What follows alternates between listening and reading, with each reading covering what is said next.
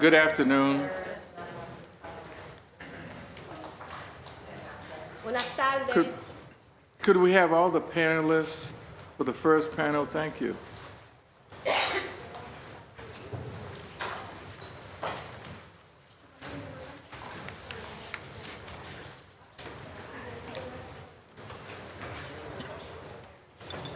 Good afternoon.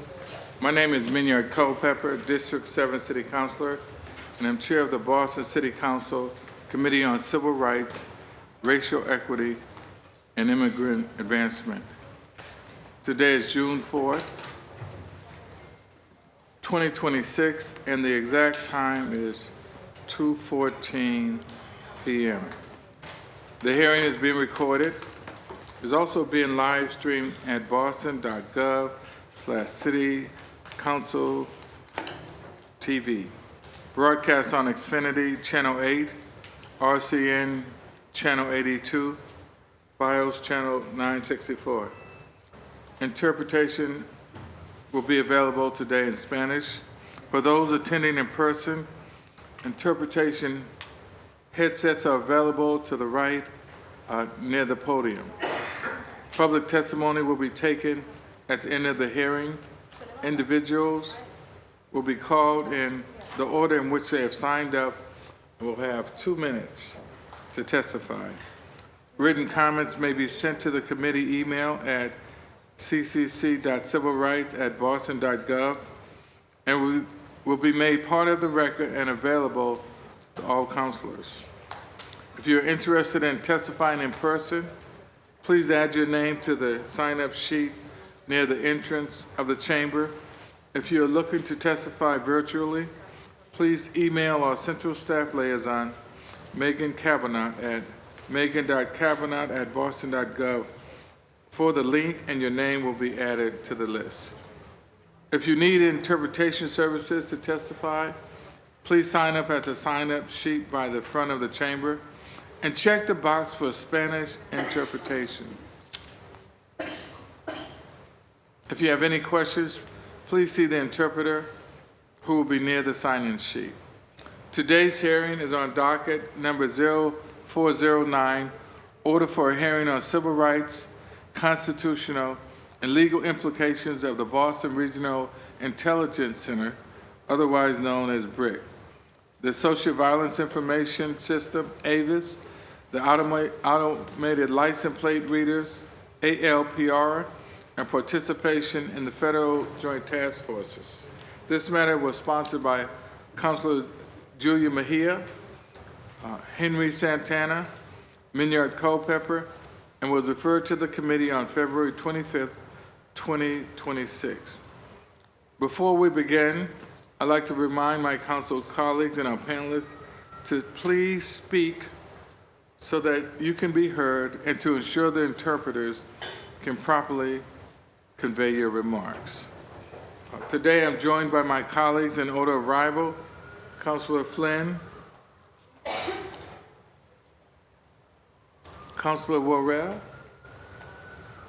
Councilor Santana, and Councilor Pepin.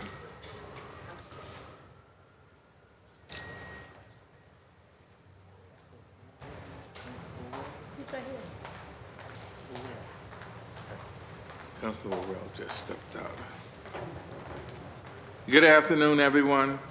I want to thank my colleagues for being here, especially my Vice Chair, Councilor Mejia, who filed this hearing order, and for her work on these issues, as well as Councilor Santana for co-sponsoring this hearing order and for his work on these issues. I want to thank the panelists and members of the public for joining us for this important hearing. The purpose of today's hearing is not to debate whether public safety matters. Public safety absolutely does matter.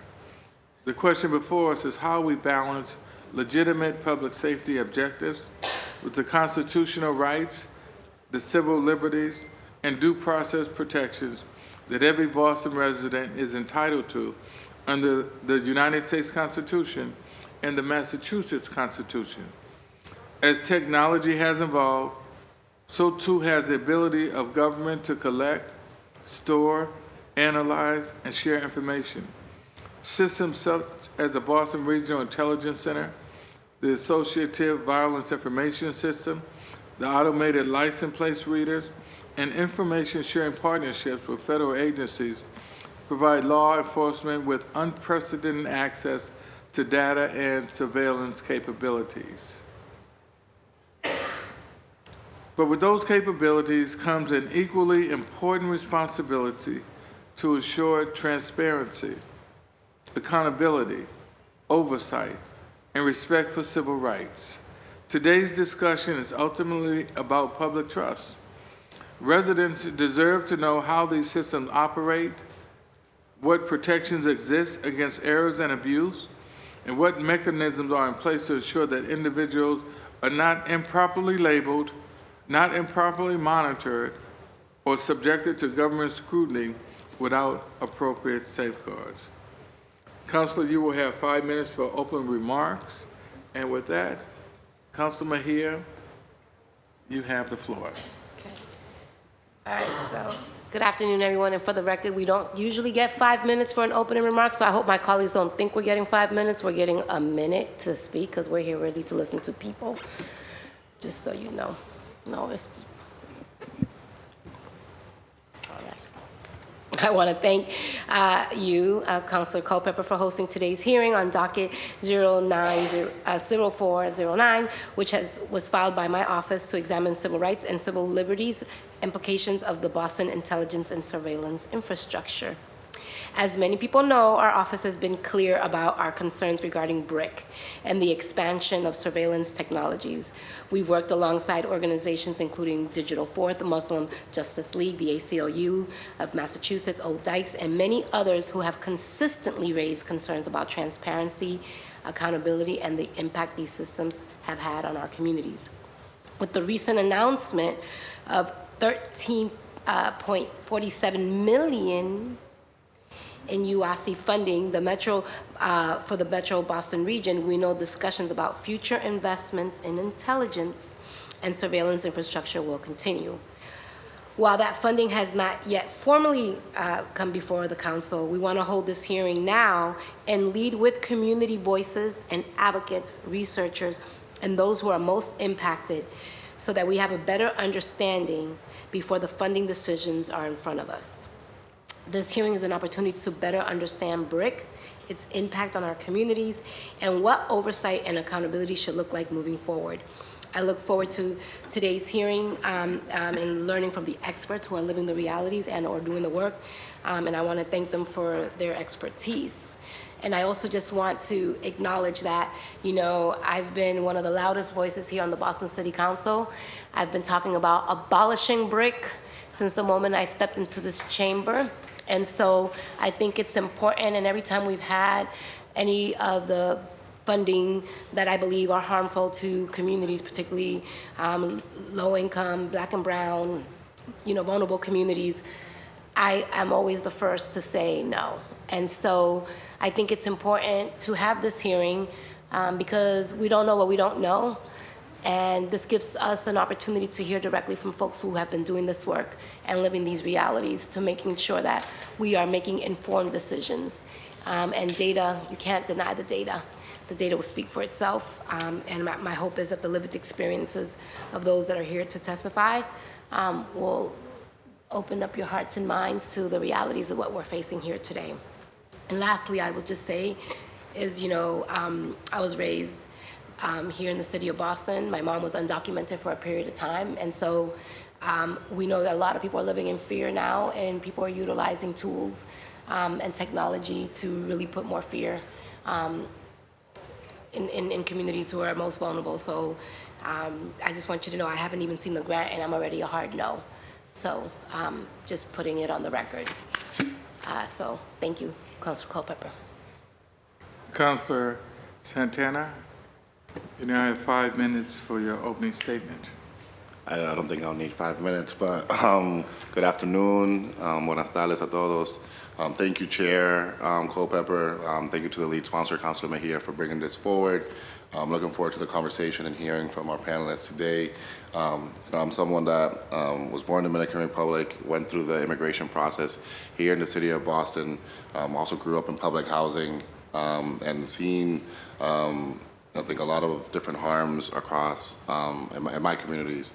I think some of the questions that I'll have is that, I think BRIC, as the chair of public safety, I've been the one overseeing when the grant comes over to the council. Last year, the city of Boston, I believe, didn't apply for the grant itself, so we didn't take a vote on it last year, but the grant as a whole covers a lot of different areas, and I know that over the last 2 years as chair of public safety, I know many of my colleagues have come and have asked me are there ways to be able to separate the grant, right? To be able to pass some of the things that we need, and I think be able to talk more about some of the areas where I think people have concerns. It's my understanding from that research that I've been able to do is that it comes together for that same reason that it's they want you to do all of it, but those are the conversations that we've had in our committee. Looking forward again to hearing from our panelists, and I am going to have to step out early, but I really appreciate you all being here. Also, we just really appreciate, both hearings today, the chamber has been packed. Really appreciate community being out here on a Thursday afternoon. So thank you so much for being here and being present. Thank you, Mr. Chair. Councilor. Councilor Flynn, you have 5 minutes. Thank you, Mr. Chair. Thank you for bringing us together today.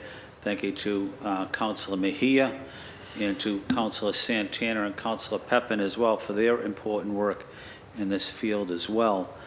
I know that there has been some debate recently on this federal grant, even going back several years when I was a city council president. We actually received the grant from a Democratic president that was sent to the state of Massachusetts and then to Boston.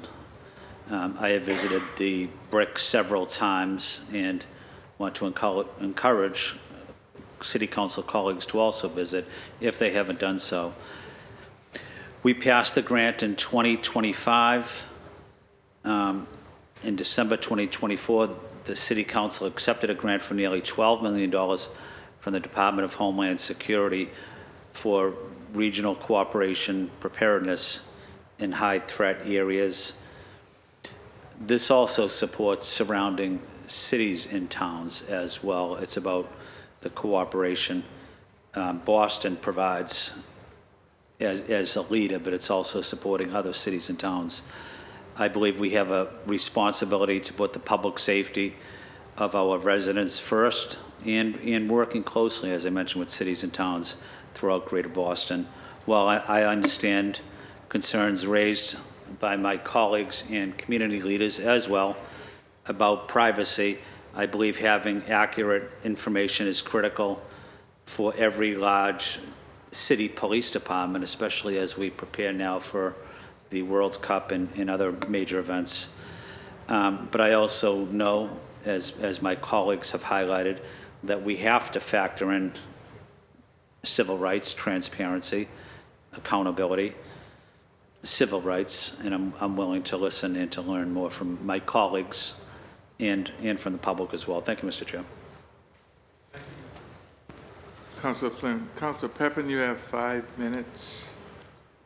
Thank you, Mr. Chair, and thank you to the co-sponsors for bringing this to the chamber here today, and thank you to our panelists for being here and for providing your expertise and work on this related topic.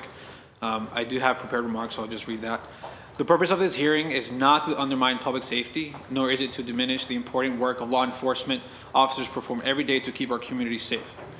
We can recognize that Boston, like many other major cities, faces real threats, and intelligence gathering can be an important tool in preventing violence, protecting critical infrastructure, and responding to emergencies. However, at the same time, public safety and civil liberties are not competing values.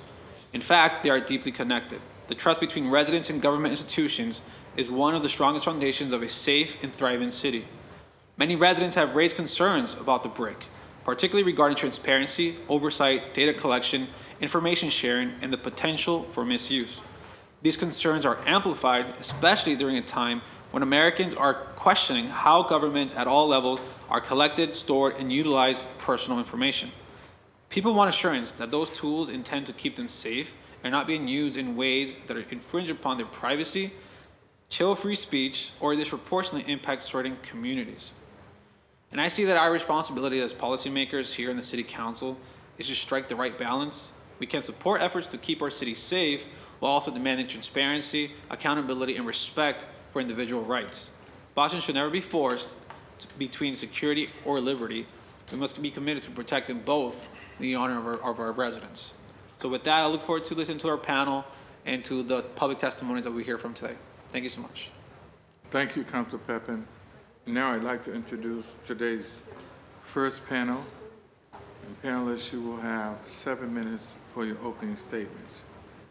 First panelist is Brenda McQuaid, Fatima Ahmed, Heather Royal, and Maya Schaefer.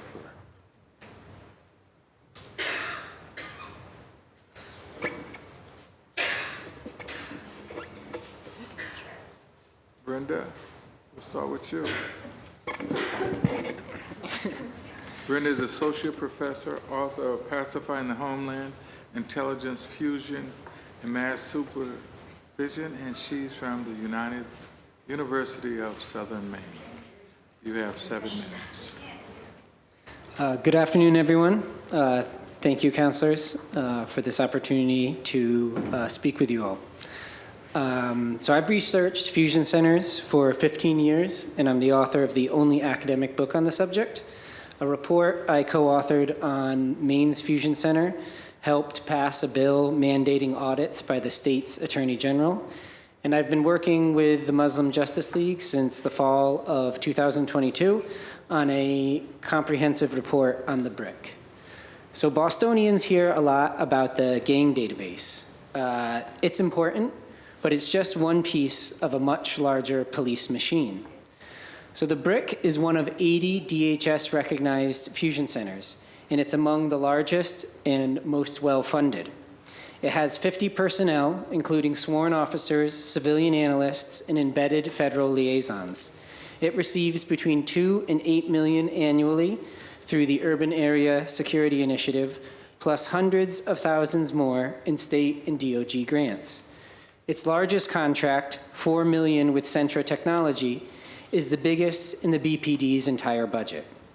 The BRIC was sold as a counterterrorism hub, but in our report, we call it a spy center. We use that term because the BRIC's purpose is political, using surveillance to manage marginalized populations, monitor dissent, and fabricate threats to justify perpetual security.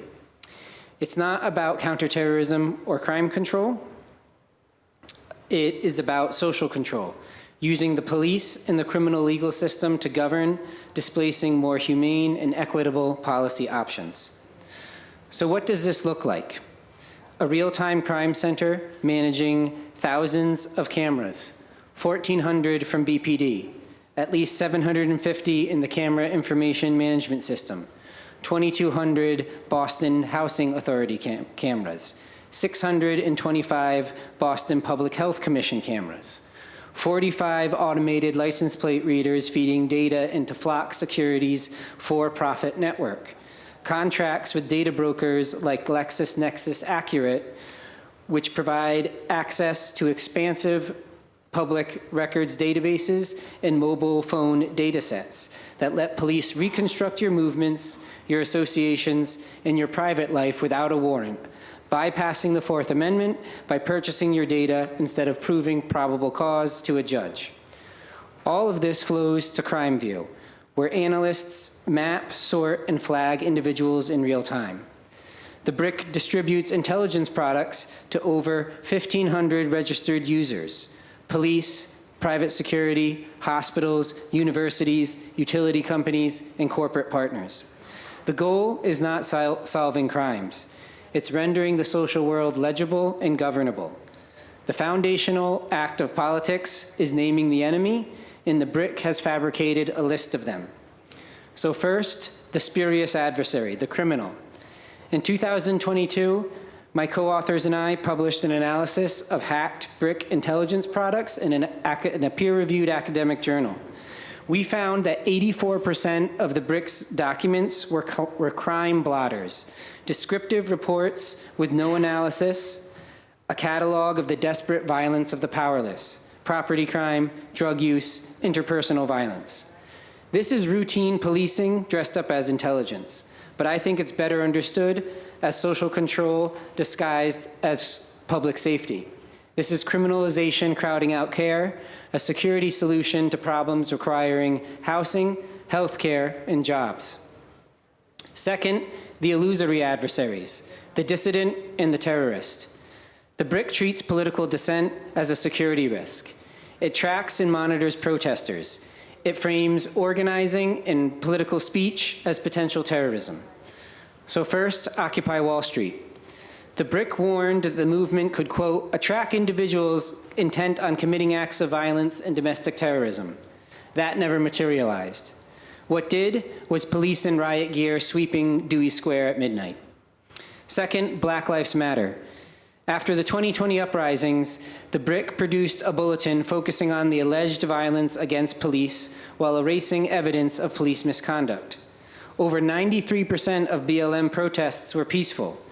In Boston, police fired tear gas and rubber bullets first. The BRICS bulletin did not reflect that reality. It manufactured a narrative where protesters were a threat and the police were victims. And finally, the Palestine Solidarity Movement. After October 7, the BRIC warned that the conflict could, quote, mobilize homegrown violent extremists while acknowledging that, quote, no specific or credible threats to the region. So this is a pattern. The BRIC regularly produces Homeland Security bulletins that report on violence abroad, such as a drone attack in Saudi Arabia, a knife attack in Paris, and then with no connection to Boston, end with the same refrain. No evidence of a local threat, but remain vigilant. So this is not intelligence. This is what we call threat fabrication, the manufacturing of perpetual danger to justify surveillance and political speech. So in the federal intelligence community, fusion centers do not have a good reputation. They are known for low quality work. Their products are often dismissed as intelligence spam, and this is the reason why, right? This is not good intelligence analysis, this is fear-mongering. So the BRIC is not a crime-fighting tool in need of reform. It is a social control apparatus that operates in secret and fabricates threats. Every dollar spent on the BRIC is a dollar not spent on housing, mental health, or youth programs. Every reform short of abolition legitimizes a system that targets our most vulnerable neighbors. The BRIC is a spy center, and it should be closed. Thank you for your time, and I look forward to your questions.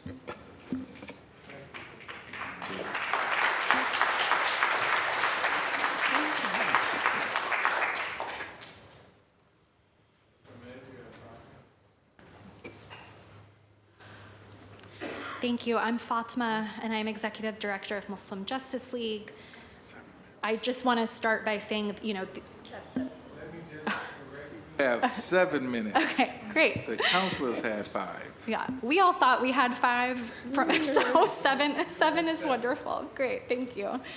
I want to start by saying that the issues that we're talking about today, which I know we've been talking about for many years now, have only grown. The concerns have only grown over time, over 20 years of BRIC, to the point where Brookline is now the first town that is considering pulling out of BRIC. And don't take my time with clapping. I am very sure that there will be additional cities and towns considering pulling out of BRIC in the near future. And the UASI grant, which Boston did in fact apply for, despite the new requirements from DHS to engage in border enforcement and election security, is one of the reasons that people are considering pulling out. The grant is just severely delayed, and our colleague Ali will speak more about the grant later. But there are just dozens of reasons that people are considering pulling out of BRIC and why Boston should truly abolish BRIC. We're going to start with the counterterrorism piece, which, as Brendan laid out, the majority of BRIC, 30 of the 50 staff, are focused on counterterrorism, but really what they are doing is surveilling and reporting on constitutionally protected activities, including that of my own organization, many other social justice organizations, and as we've said before, that included a report on former Mayor Marty Walsh when he spoke at Occupy. That included a social media post on Facebook from former counselor Tito Jackson when he talked about Black Lives Matter. So we're talking about not just many Boston residents, but people throughout the region who are swept up in BRIC's surveillance under the guise of counterterrorism. And we're not even talking about protests. We're talking about social media posts. We're talking about everything from vigils for a ceasefire to film screenings. It's regular events that are happening, that are going out in reports that are also talking about violence around the world and then listing local events from Jewish groups, from Muslim groups, from everyone under the sun. And these are going out as intelligence reports, not just to law enforcement, but to private agencies, nonprofits, hospitals. Everyone is getting them. You all might remember the scare around Snowport, and that was because of BRIC intelligence going out and scaring people to think that something much bigger was going to happen when it was just a protest. Now, a new report just came out from the Brennan Center at NYU Law, just within the past week. So they're not here today, but I'm going to read some of their key findings. The Brennan Center engaged in quite a long lawsuit with the Boston Police Department and BRIC about their social media surveillance. So here are the key findings from the Brennan Center, this respected legal institution. Analysts use online aliases to monitor social media, often without documentation. An individual promoting an event online can be enough to draw police surveillance. Monitoring of public events relies largely on analyst discretion. As I said, that's vigils, for ceasefires, film screenings. The BRIC engaged in over-collection and broad circulation of information with no clear public safety value. Information sharing is widespread, but poorly tracked. The Boston Police Department engaged in unregulated social media collection targeting minors, their networks, and witnesses to violence. And as you all know, BPD and BRIC relied on quote-unquote exigent circumstances to bypass your permission to procure social media monitoring just within the past year. I will say they also have lumped many databases, dozens of databases and technologies together in the surveillance report that you get annually so that they're not actually telling you which apps and databases they're using. It's not just the gang database. There are many other databases that they engage in that are shared with other law enforcement. This body did not have to approve BPD buying dozens of flock license plate readers, putting them up, and now they've paused them, but if you don't know, that is part of a new BRIC license plate reader regional network that they are setting up that has not come before this body. That includes Quincy having, I think, about 60 license plate readers, Revere, Winthrop, and other cities within BRIC.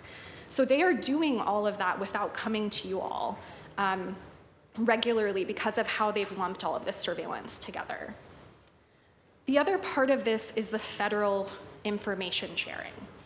So I want to be clear, BRIC and all fusion centers were set up by the Department of Homeland Security, established by DHS for the express purpose of information sharing with federal law enforcement.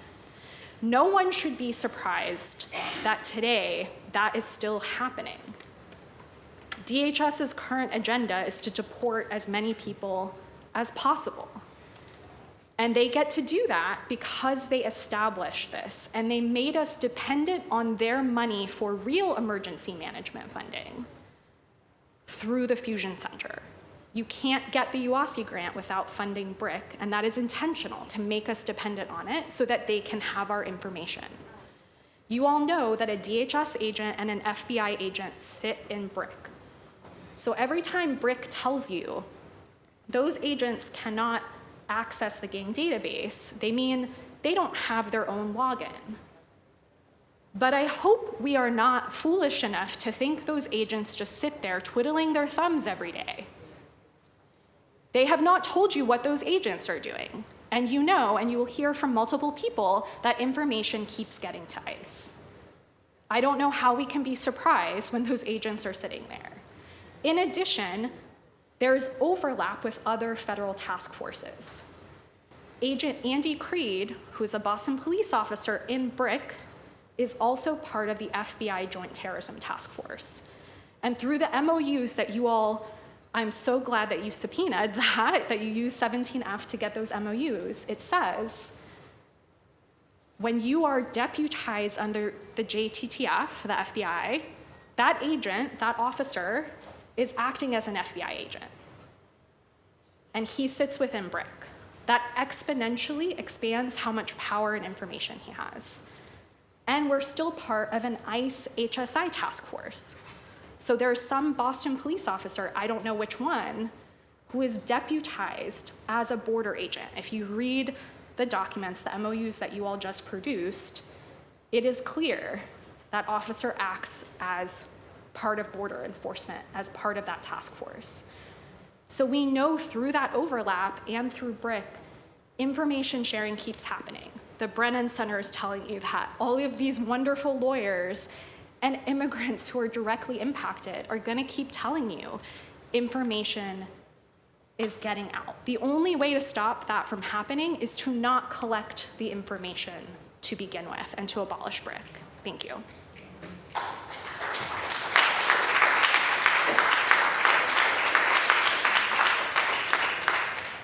Thank you. Heather Arroyo? Thank you so much to the chair for having this hearing and having us here today, and also to Councilor Mejia for your leadership on this issue. My name is Heather Perez Arroyo, and I'm a senior immigration attorney at the Massachusetts Law Reform Institute. I am also a resident of Jamaica Plain. My expertise is in removal defense, and I have represented individuals who are unjustly detained by ICE since the first Trump administration at the PAIR Project, and also as a professor at Boston College Law School. Most recently, I also served as counsel in Sileri Doe versus DHS, a nationwide class action where we successfully challenged the unlawful de-documentation of nearly 1 million immigrants from Venezuela, Haiti, and all over the world.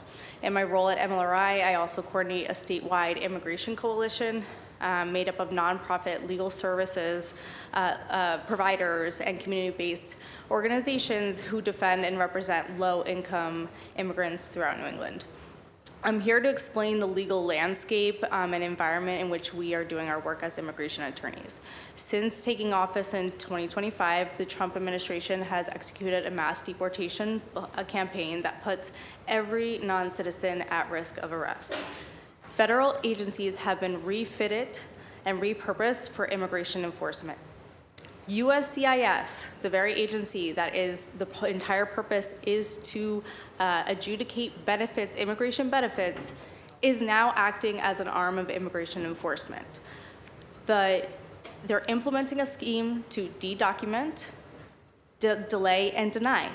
So the purpose is to strip individuals of the lawful status that they currently have, to never adjudicate an application for that status, or to outright deny applications so that people are left vulnerable to arrest and detention. They've forced agencies that have absolutely nothing to do with immigration to share information in order to locate non-citizens to arrest them, regardless of whether they actually have a basis, a lawful basis to make an arrest or not. Once arrested, they disappear them and then lock these immigrants up indefinitely. In late April of 2025, Mass Law Reform launched the Habeas Project, the first of its kind to help facilitate access to the federal courts to challenge those unlawful detentions. Habeas cases are overwhelmingly successful in federal court. It's because what the government is doing, what DHS is doing, is blatantly unlawful. So judge after judge is coming to the same conclusion that that is an unlawful detention, yet they still continue to arrest individuals without conducting any adjudicating as any purpose as to why that person could lawfully be arrested and detained. It's gotten to the point that the government submits a form response acknowledging that the court has already ruled on the issue in prior cases and requests that the court decide the case with no oral argument. The individual ends up getting released, but that's after they've been traumatized by the arrest, being shackled, being taken to an unknown location, jailed for sometimes weeks on end before a judge determines that they never had the right to do that. Hundreds of judges across the nation, including appointments from every president since Ronald Reagan, have ruled in favor of unlawfully detained immigrants, ordering their release or that an immigration conduct a bond hearing. Detained immigrants have filed over 46,000 habeas petitions since January of 2025, and which overwhelmingly have resulted in the release from illegal detention. But ICE's rampant campaign of detain first and ask questions later continues. They have not changed their behavior despite their behavior being deemed unlawful over and over again. Instead, the lawless Department of Homeland Security is saying that they get to determine whether their own actions are unlawful or not. Just 2 days ago, the Homeland Security Secretary, Mark Wayne Mullen, repeatedly refused to commit to following court orders. From judges who ruled that the Department of Homeland Security has acted illegally, he is suggesting that they get to decide if they're going to follow that court order or not, depending on how they view that judge. We cannot trust the Department of Homeland Security with the information that the BRIC collects. The BRIC is directly fueling the mass deportation machine. There's no check on the other end that would ensure that their constitutional rights are protected.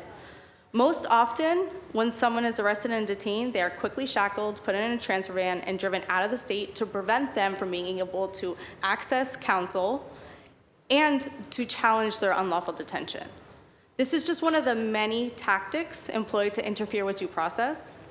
And even when someone is able to get before a judge, those orders are not always followed, and their rights continue to be violated when the entire Department of Homeland Security decides whether they make themselves the decision maker and decide whether their behavior is constitutional or not.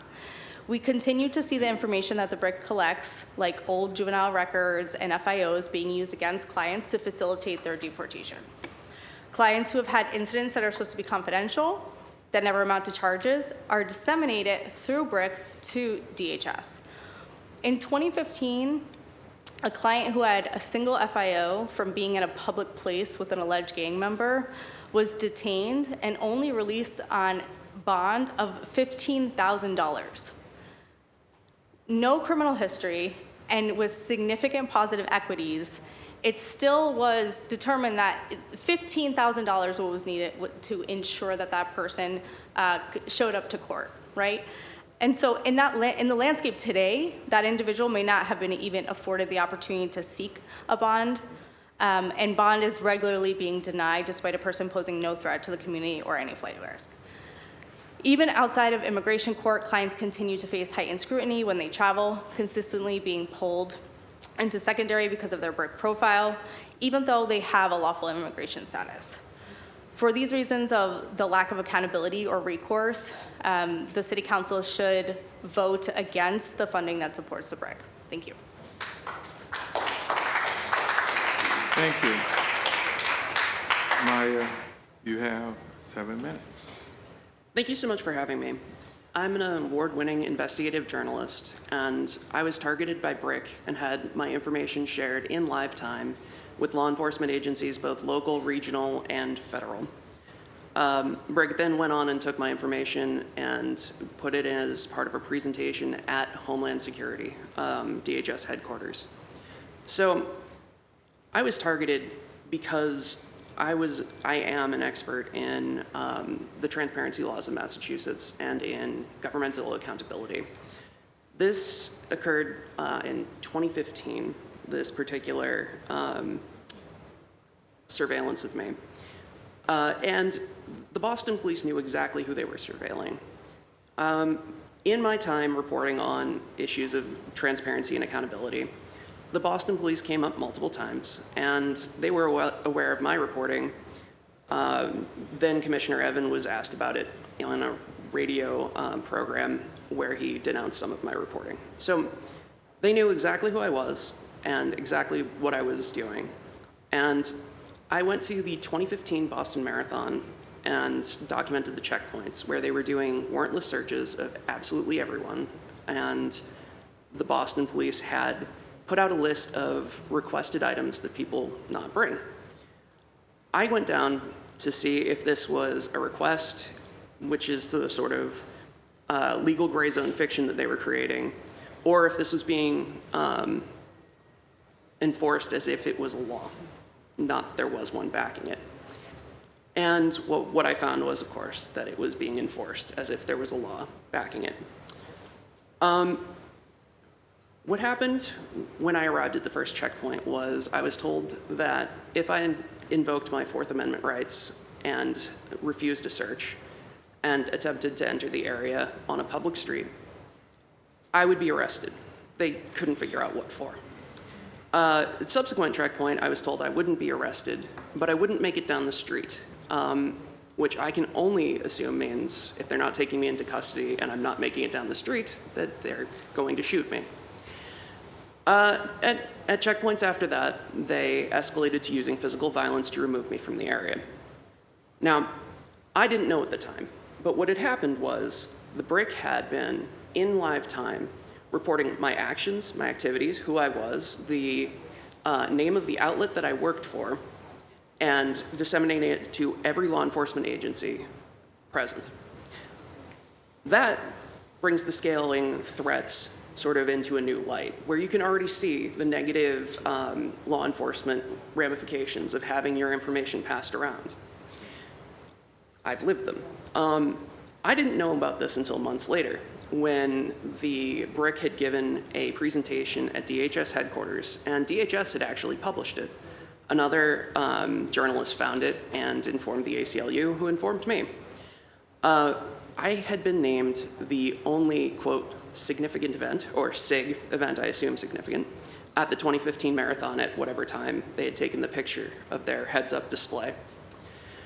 And they had given a presentation on how well they can track somebody in live time, in a crowd, on an actual map, and it was me.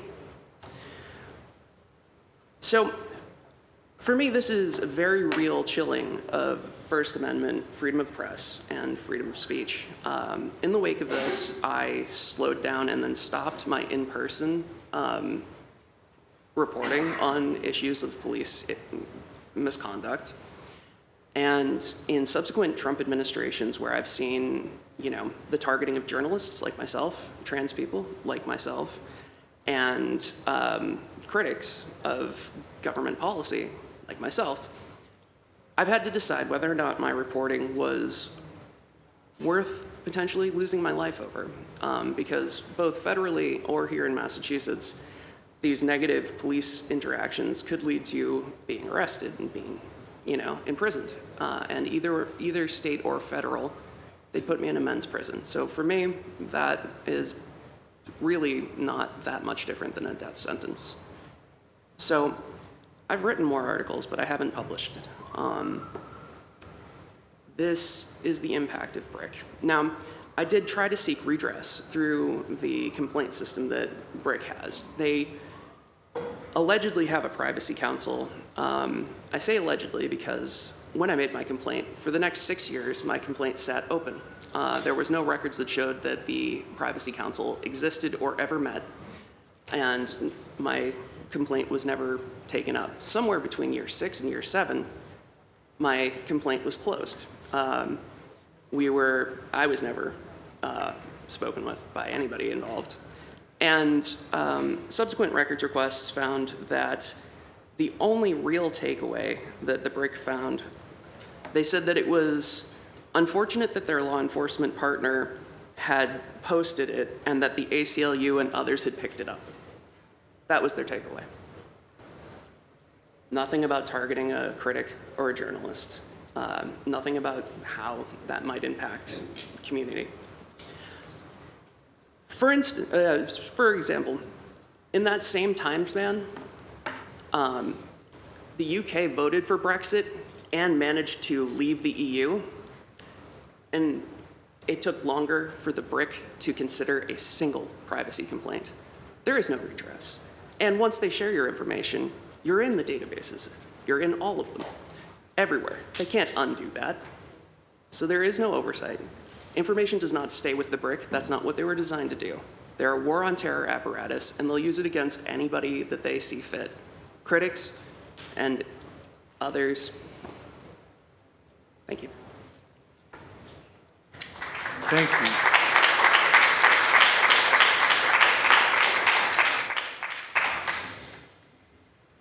Thank you, councilors. You now have 5 minutes for questionings. We'll begin with Councilor Mejia. You couldn't hear him? Councilor Mejia will now begin. She has 5 minutes to raise questions, issues. You have 5 minutes. I'm gonna take 7 because it's just me and you and Bang here now, so I'm gonna take more than that. I got 5 minutes. How many rounds of questions do we get? No, just joking. All right. We'll see. Sure. All right, so let's just start off. So first of all, thank you.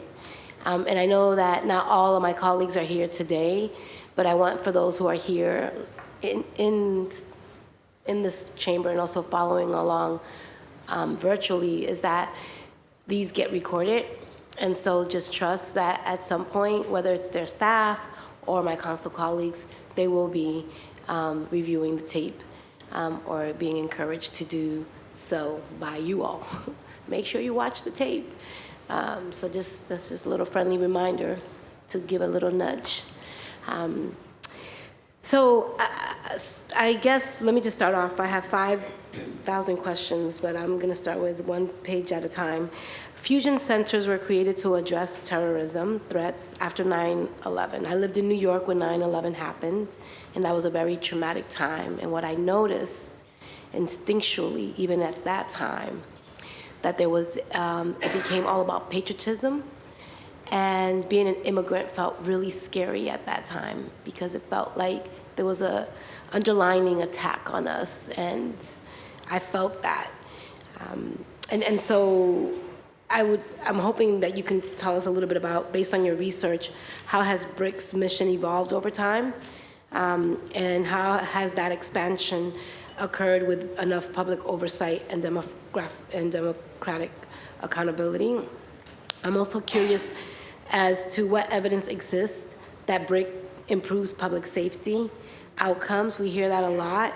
It's, public safety. Yes, I do believe in public safety, but just curious if you could just talk to us about kind of what evidence exists that BRIC actually plays a role in public safety as we know it. And how should policymakers weigh those benefits against documented concerns regarding privacy, civil liberties, and mass surveillance? I'm also curious if you could talk to us a little bit about what types of information are collected, analyzed, and retained, and shared through BRIC. And what are the most significant transparency gaps preventing residents and elected officials from understanding those practices? And 2 more. How are emerging technologies, including AI and social media monitoring, change the scope and risk of intelligence gathering compared to when BRIC was first established? So I'm just curious if you could talk to us a little bit about that evolution. And my 5th question, because I only have 5 minutes. If the City Council were to establish a robust oversight framework for BRIC, what specific reporting requirements, audits, and performance metrics and public disclosures would you recommend? I know that's a lot, but I have more questions and 5 minutes. Yeah, we might need you to repeat some of them, but I will start with, we all agree there is no oversight that fixes this. You have to get rid of BRIC. You already have plenty of oversight rules, auditing that they are supposed to do, it is not going to stop it. They collect all sorts of information, and we don't know, they produce their annual surveillance report to you that claims, here's what we're doing. But as the Brennan Center just found with their social media policies, they're not actually documenting their practices. They're using aliases to engage in social media surveillance without documentation. If I did a public records request from my organization, Muslim Justice League, nothing would come up because in the 600 pages of reports they put out about Palestine events, they know not to say Muslim Justice League had this event. It says a known organization is having this event. This organization is known for doing X, Y, and Z. They are getting around all of the rules that exist. So I had to read through 600 pages and know all of the Palestine events that happened to be able to say, oh, those are my events.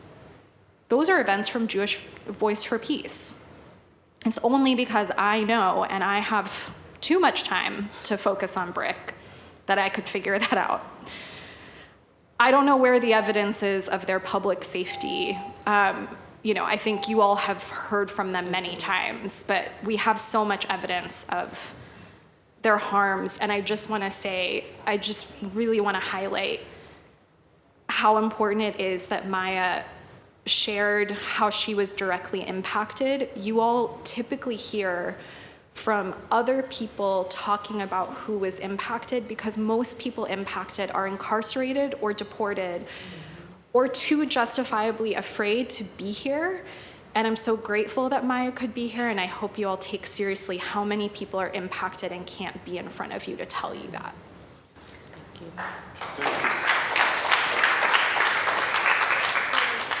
you. May I hop in on that? We'll come back. Please. We'll come back to you with a second round. Let me move to Council Pepin. I wanted to add something to that. Thank you. The playing with records and saying that they don't exist is something BRIC's been doing at least as long as I've known them. In response to finding out that they had surveilled me, the first thing I did was put in a public records request, to which they said no records exist.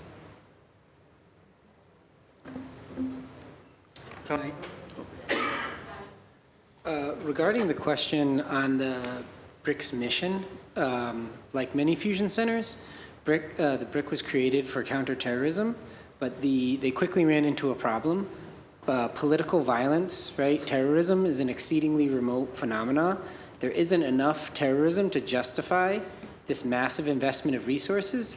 So the mission became all crimes, all threats, all hazards. So this is a nebulous mission. This is everything under the sun, right? I would ask the BRIC command what their collection requirements are, right? Why are they collecting information, right? What we've seen, what the Brennan Center report that Fatima documented, it's the discretion of the analysts. It's discretionary. There isn't a consistent, coherent, agenda for why they monitor what they monitor, right? And what we see when we look at their reports is there's a clear bias, right? There's a focus on, you give police fancy surveillance technologies, and they're just going to use it to do what they already do. So what fusion centers have done, more so than prevent terrorism, is just supercharge the war on drugs and the war on crime and the war on public disorder, right? I think we can do better than police solutions to these social problems. One quick thing also on effectiveness of evidence of the BRICs, that the BRIC improves public safety outcomes, right? So let me tell you a secret that every criminologist knows and that the police knows. We cannot connect police practice to changes in the crime rate, right? So what I tell my students in my intro to criminology classroom, right? We had a huge crime drop in the 1990s, right? Crime peaked in the early 90s, then has been consistently trending downward. Why has this happened, right? Huge debate, many contending explanations, right? Boston is sometimes held up, the Boston miracle. Boston had a huge reduction in crime with the original Operation Ceasefire that was, essentially an early violence interruption program. New York City also had a huge drop in crime at the same time, but with totally different methods, right? This was CompStat, this was public order policing, this was stop and frisk, right? Two cities, similar drops in crime, totally different police practices, right? So what does this tell us? The police we cannot scientifically connect and show that police practice actually causes crime rates to drop, right? The social world is very complicated. There's many factors that causes crime to rise and fall. What police do is not prevent crime. They intervene after the fact to, maintain public order, right? So, I know we like to associate police with crime control, but it isn't. The social science isn't there, right? It isn't backed up, right? And what we can say is when we look at other countries with much lower crime rates, what do they have? They have a much more robust, social welfare system, right? So if you want to eliminate crime, meet people's basic needs, right? That's what the social science shows.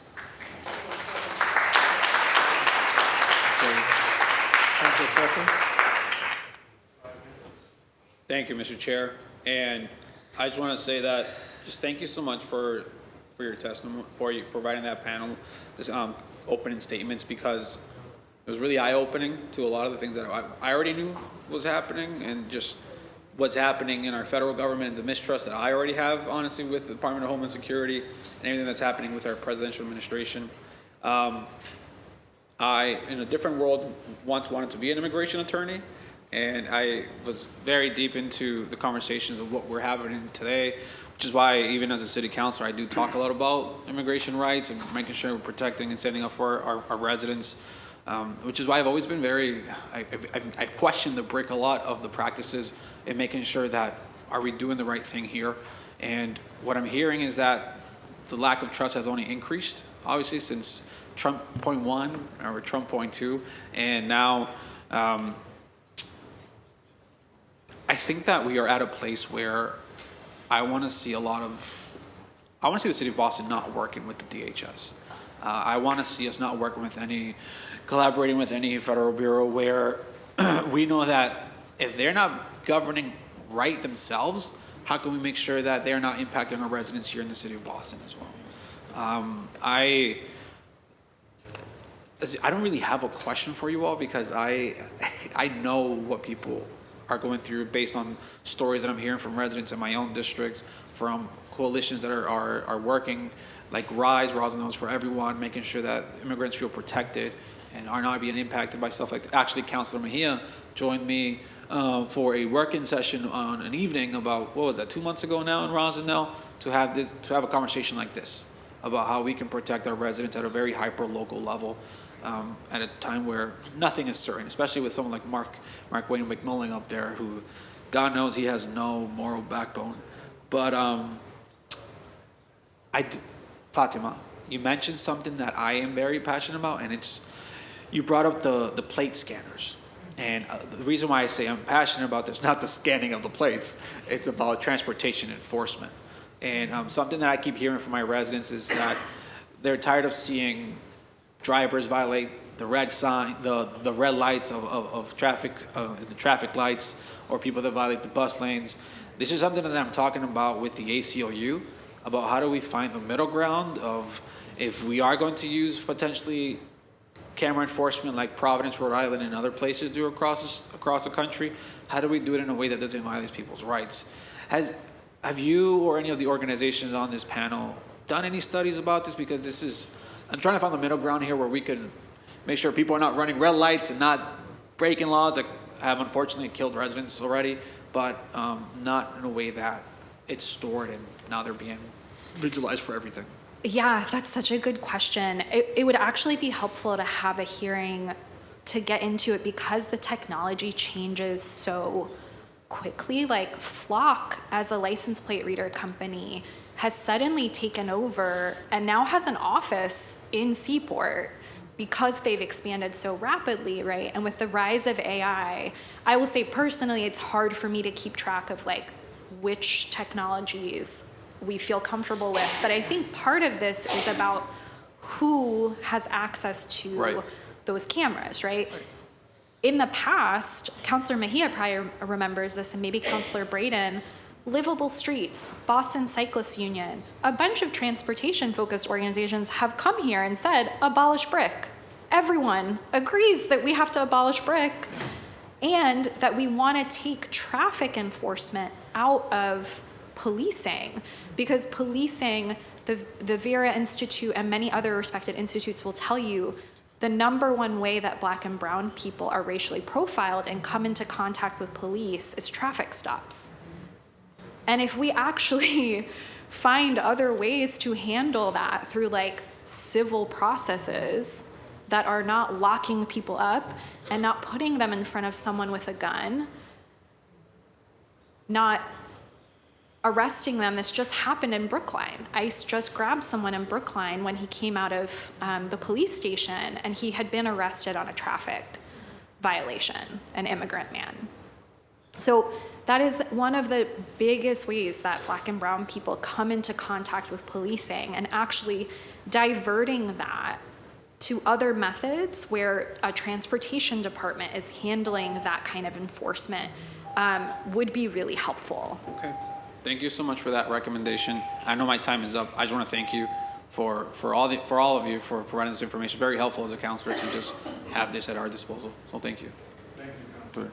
I've got a few questions, and the first question that I have had to do with the knife attack in Paris. Can't hear you. Can you speak up, Councilor Culper?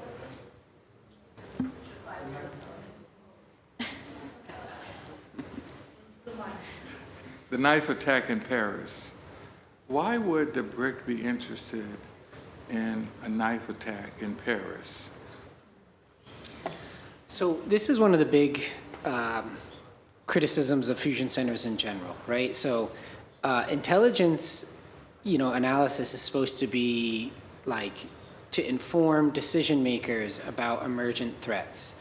What people, across inside the intelligence community, in the, police professionalizers, civil libertarians, many people criticize fusion centers as not being real intelligence producers. They're information brokers. So what they're doing is chasing headlines, right? So there is there was knife attacks happening in Paris. This was in the news, right? So the BRIC puts that in their Homeland Security Bulletin and sends it out to every cop in Boston.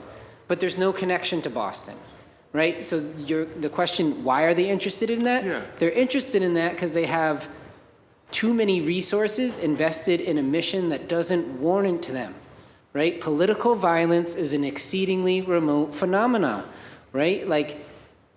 So the BRIC has these 30 threat analysts. What are they doing? They're monitoring social movement organizations, and then they're acting as a third-rate news aggregator, right? And they're sending local police summaries of political violence abroad and warning them to be vigilant while having their official disclaimer, we have no connection to, there's no local nexus. We have no information about a local threat, but be aware of this, right? The other thing I would add, the most significant instance of political violence in this city, the Boston Marathon bombing, right? When that happened, what was the consequence? Or what was the fallout? It was the FBI, the CIA, and BPD pointing fingers at each other. We had, the security apparatus had information on the Tsarnaev brothers, but nobody acted on it. Why is that, right? What was the BRIC doing at that time? They were monitoring Occupy Boston, right? So my answer to you would be, it's too much resources invested in so-called counterterrorism, and what these officers do is they're looking for threats to fill up their days and justify their jobs. Thank you. Could I add something Sure, specific? absolutely. The other part of this that is clear from reading all of these reports, BRIC is not sending out reports to all the hospitals and universities here every time there's a fight in a Southie bar. That knife attack was a Muslim. They think it's more important to send that out because of Islamophobia. And that is very much what created BRIC. That is what justifies what BRIC does every day. So those reports about ceasefire events that were happening here, all of those reports start with Al-Qaeda is saying this, ISIS is saying this, and then it will list events from Jewish Voice for Peace Boston, from Muslim Justice League, from students at Harvard who are demanding a ceasefire. So they are actually pairing what they are seeing from these terrorist organizations. And they are using something called SITE, S-I-T-E, that gives them a feed of what happens with these organizations. That organization SITE is known for being wildly Islamophobic. And I really hope that you all, the next time the surveillance annual report comes up and they say that they're using the SITE database, like eliminating that would be greatly helpful. But yes, they are always going to talk about anything that Muslim folks are doing or Black and brown people are doing to justify more policing and scare everybody. Maya, let me ask you a question with regard to your situation. What kind of, if any, recourse did you have, or what kind of steps did you take, if any, to try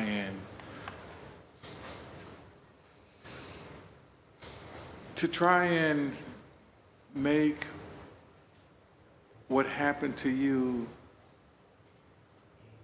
in the final analysis equitable? Let me try and use it from that perspective. Sure. Well, for me, what I did was I tried to engage the internal complaint system that BRIC is supposed to have. And that included sort of documenting what I had and putting in the records request, trying to make sure that I had everything that they had, which they claimed not to have anything. And then putting together a complaint detailing everything that happened and which parts of the BRICS policy it violated. It gets into some nitty-gritty stuff, like they're supposed to evaluate information before they share it, but if they're sharing it in live time, they're not evaluating it. They're just disseminating it instantly. And their claim eventually that they had destroyed it immediately afterward, the data, despite there still clearly being pictures of it and whatnot, that they gave presentations about. Their reasoning for that was that my data was not valuable. So they shared data that they say wasn't valuable without looking at it, which is a violation of their policy. My complaint went into several different things, including the basically false reply to my records requests. And that's as far as an internal thing that I could do, is I could make that complaint. And like I said, for the next 6 years, it sat open and unaddressed because the Privacy Council was a fiction. There was nobody assigned to it and no meetings that we could find. And then it was just simply closed, having never spoken to me. And their findings, their biggest finding, there was some records that we found. The synopsis, I think it was, I'll read it. This is from their own synopsis of their looking into the event. On August 4th, the BRIC presented at the National Geospatial Preparedness Summit in Washington, D.C. The presentation was intended to share GIS mapping-related lessons learned by the BRIC over the last several years in our efforts to provide support to the BPD's special events and critical incidents. Our development of a, quote, common operating picture, end quote, COP, for sharing operational information such as events, incidents in real time. On October 19th, we were advised our presentation was posted on the internet by the hosts of the training conference. We requested that it be removed and destroyed. Our request was honored. Unfortunately, the ACLU and others picked up on it, found it controversial, and brought additional attention to it to Twitter. That was their only takeaway. And really, I had no further recourse. I published about it, and I'm here to talk about it today because, you are the folks that could potentially stop this. This is DHS in your local police, and it's their agenda, not yours, not mine, not ours. Thank you. I want to acknowledge Councilor Braden. And Councilor Braden, I've given the councilor 5 minutes for questions, but because you're a little late, I'll give you 5 minutes for your opening statement and your questions. Thank you. Mr. Chair, I think one of our panelists had something to add to that, your previous question. Just to add that I and other attorneys have actually been successful in that complaint process and have had clients who have been removed from the gang database, and the harm continues, right? The response that you get is that the client does not appear in the database, and that's it, right? This client is not in BRIC. I've used that evidence in immigration court to say all of that previous evidence that has been submitted has actually been removed. He's no longer in that database, so you shouldn't rely on that evidence because this isn't reliable evidence. They still used it against him. And so the problem is once you're in, you're in. There's actually no way to remove that past harm. It becomes like a legacy, right? That there's going to be continued access to the information that they use to make that determination, but also to the fact that you were in it at one point. So even for people who have been successful in that process, the harm continues to be perpetuated against that individual. Right, sorry, I thought, Maya? thank you so much. Yeah, in my initial few minutes, I tried to say that it's a fiction to say that they can pull this back from other places. Once it's out, it's out. Right. What was the procedure you used when you did pursue information that you knew was there that they said wasn't there? What did you then do? Well, so for our posture is a little bit different because we don't have to guess what's already in there. It's been presented in immigration court against our client, right? So it's a little easier when you already have the information that they're relying on, and you just can submit a complaint. And we're thankful that there is a process that exists, but the point of it is that unless you have access to all that information up front, it's hard to know what's even in there. And second, when you go through the process that they've created, it still doesn't result in a remedy that's going to be effective. What's that process? It's essentially just reaching out directly to the BRIC and with a letter saying, this is the information and I'm challenging my client's inclusion in the BRIC. And so did you at any point with any cases pursue it in court? No, not Okay. a court procedure, just directly with the BRIC, yes. Thank you, Councilor. Mm-hmm. Councilor Braden? Thank you, Mr. Chair. Good afternoon, everyone. Thank you for being here. I'm sorry for being late. I had another meeting.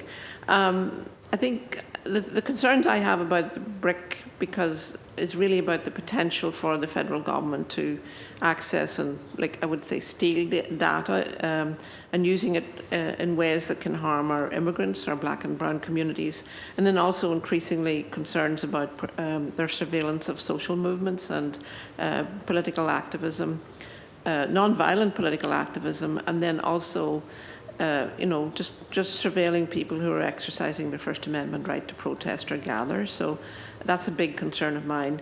I also worry that that the very fact that there is this surveillance, that residents will fear government monitoring, and that we're going to have an increased sort of pullback from reporting of crime.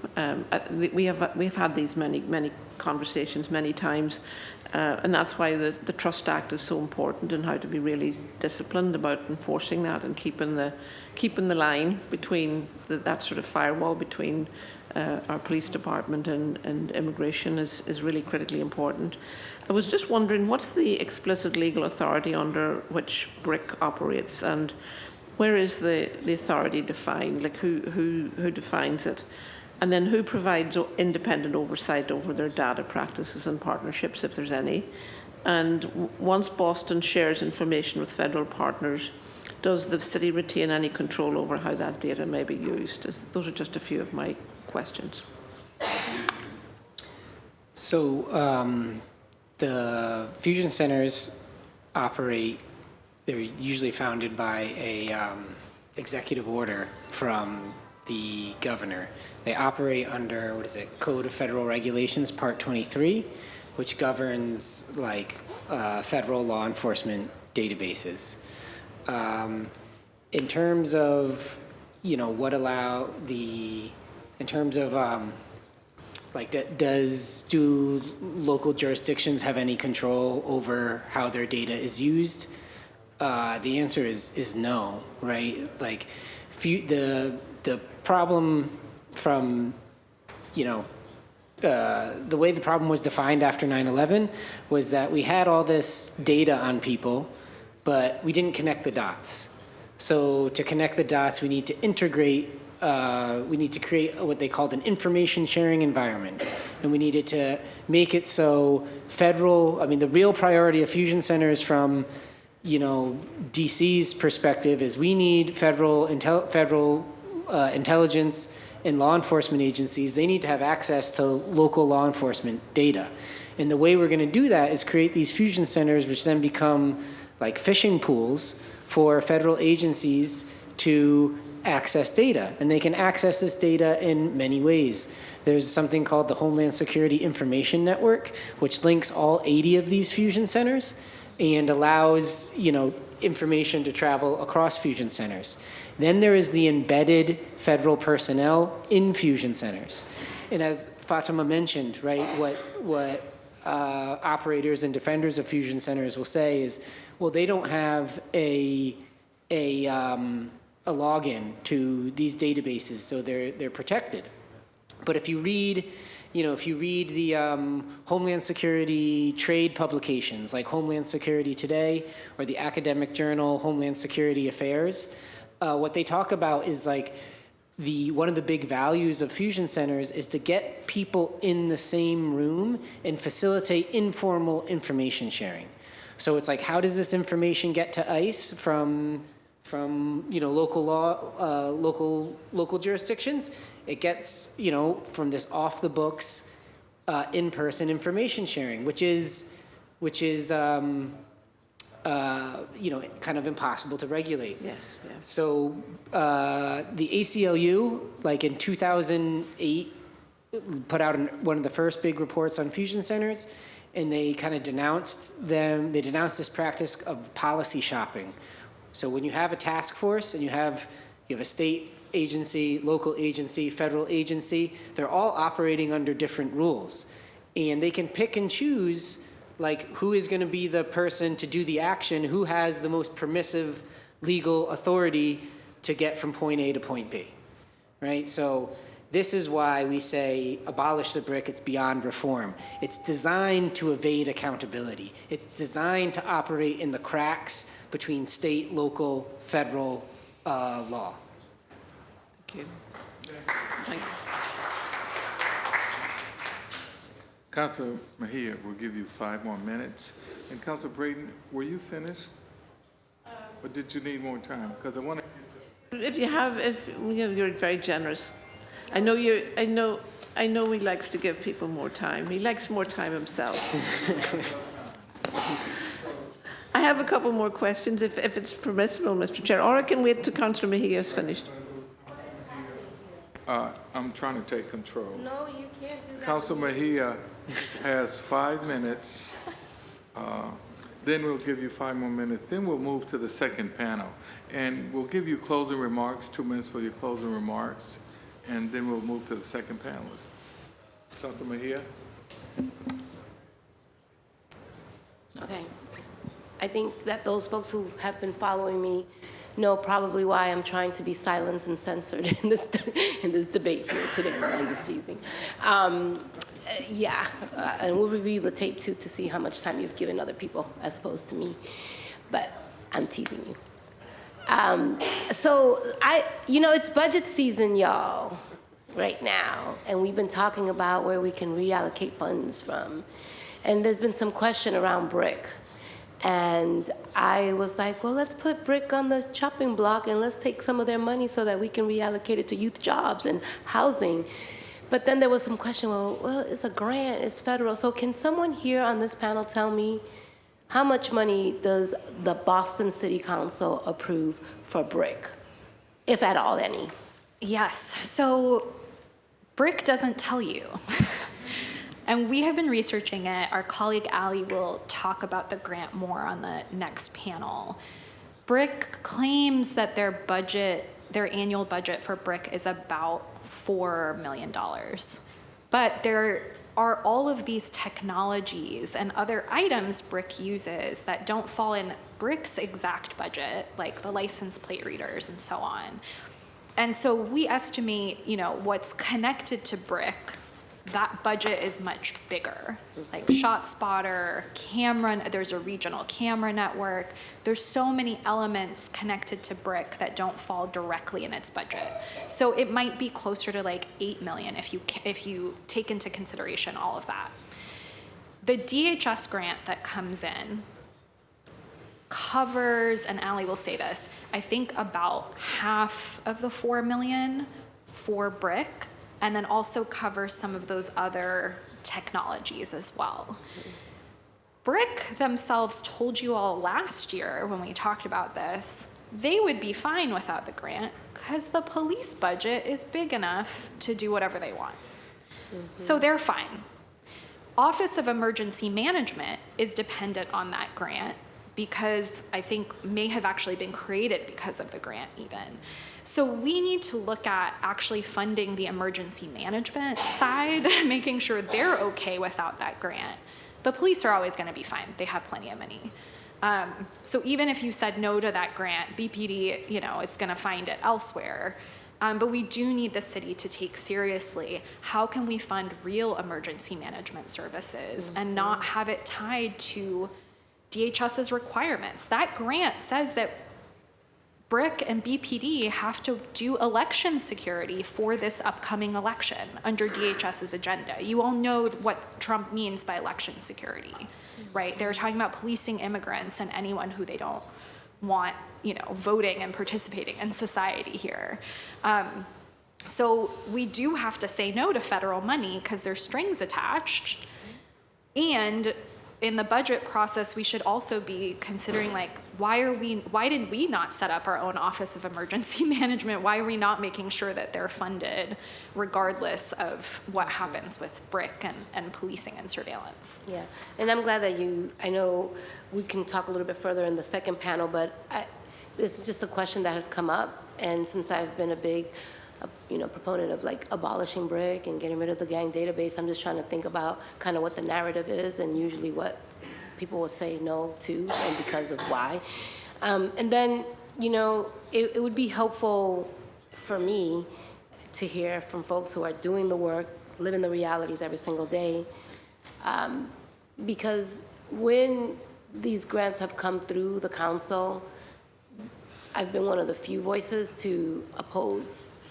And so I'm just curious about the narrative around kind of what are we communicating to our constituents every single time we accept these grants and we continue to fund things that could be harmful to Black and brown people and immigrants. So kind of what would you say to my colleagues, and especially because the second there's going to be another grant coming down the pipeline.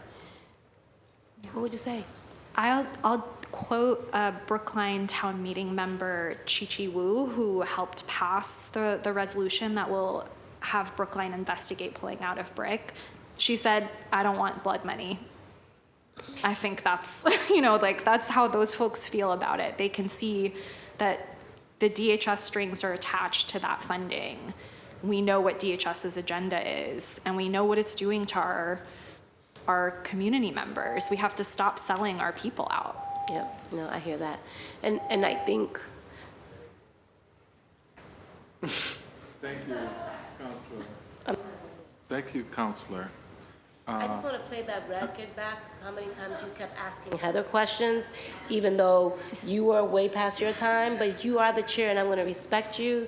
But I just want to note for the record that I will be doing a rewind and you will be on my Tea Time Instagram video for this moment. Just remember what Maxine Waters said. I'm reclaiming I'm my claiming time. my time. Go ahead, take it. Thank you so much. Panelists, you each have 2 minutes to wrap up so we can move on to the next. Oh, Counselor, I almost forgot you. Go, yeah, take 3 minutes and then we'll give each panelist 2 minutes to wrap up their time and then we can move to the next panelist. Thank you.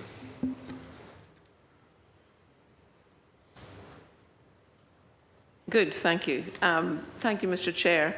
I was just wondering, I thank you for your raising the issue about the Emergency Management Centre, because I think that's a particular, as you say, the Emergency Management Centre is coordinating emergency responses to natural disasters, all sorts of airplane crashes, whatever. And the fact that we're relying on the BRIC grant to fund something that's essential to our sort of public safety and security in the city and a more civilian like across the board is sort of disturbing. That the strings are attached to the BRIC grant that make it problematic. I'm just wondering, how long does the BRIC retain data collected through the ALPRs and the social media monitoring and field intelligence reports? Do we know how long those records are held, and what's the sort of tail to it? I think we don't know for the ALPRs because they bought, or they didn't buy, they did a free pilot of the new flock ALPRs and then took them down without coming to you all. So we don't have anything from them. Mm-hmm. I literally physically went around the street. We found some of them, and then I had to go back out and check myself to see that they were taken down. Yeah. So we don't know. And I think on the social media, according to the Brennan Center, very little documentation of their practices and data retention. So they engaged in this lengthy lawsuit with them. I know they had many conversations with BPD's lawyers, and they don't know either. Can data be collected for one purpose and then repurposed for intelligence analysis without the notice to the individual concerned? They can look at something that seems perfectly benign in one context, and they can apportion some question to it in another context. Yeah, we received no notice that they were looking at our Instagram account for our organization and putting out all of these reports about our events. It's only through our public records requests and just, community members coming forward with, hey, are they surveilling me? So it's our research that has uncovered that. They don't tell anybody. And they can look at our social media and not even document it and just say out loud to the person next to them, look at what MJL just posted. So and that's that informal communication that's very hard to track. Yeah, very good. Thank you, Mr. Chair. Thank you, Councillor.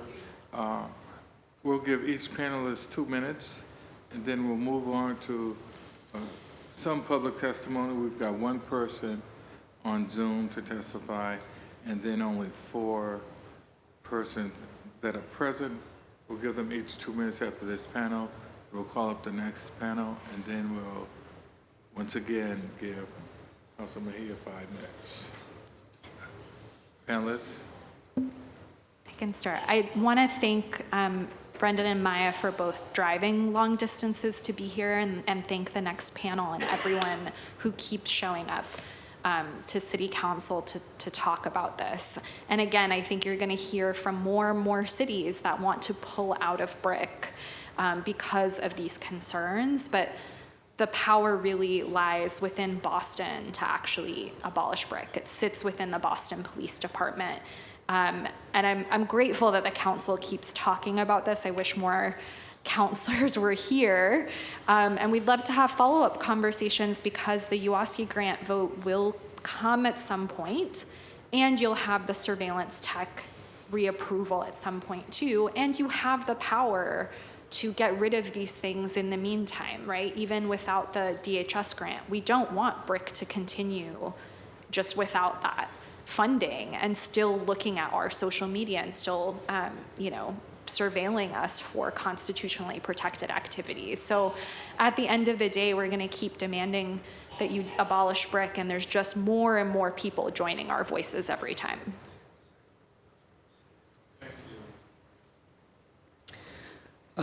Well, thank you all for this opportunity to speak to you today. I guess in closing, the one thing that I would want to emphasize is that, even though you are, city councilors in one particular city, like the stakes of this battle are quite high. So when fusion centers, when DHS was created, right, this was right after the .com boom went bust, right? And what political economists have found is that this surge in security spending that accompanied the creation of DHS and fusion centers was basically security Keynesianism. It helped restore the economy. So the important thing here is that fusion centers are, there's this whole complex of private interests, security vendors that are driving and lobbying to expand surveillance, right?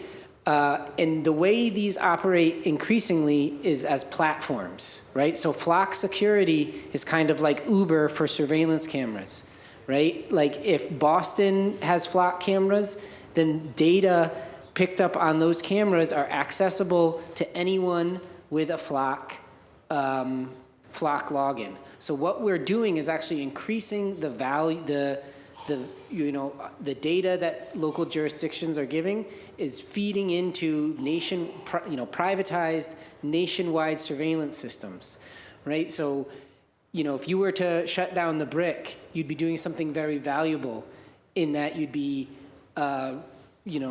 shrinking the market and reducing the power of these firms that are trying to make money in, very cynical and anti-democratic ways, right? That I think are trending towards, a future where it's harder to exercise our basic constitutional rights.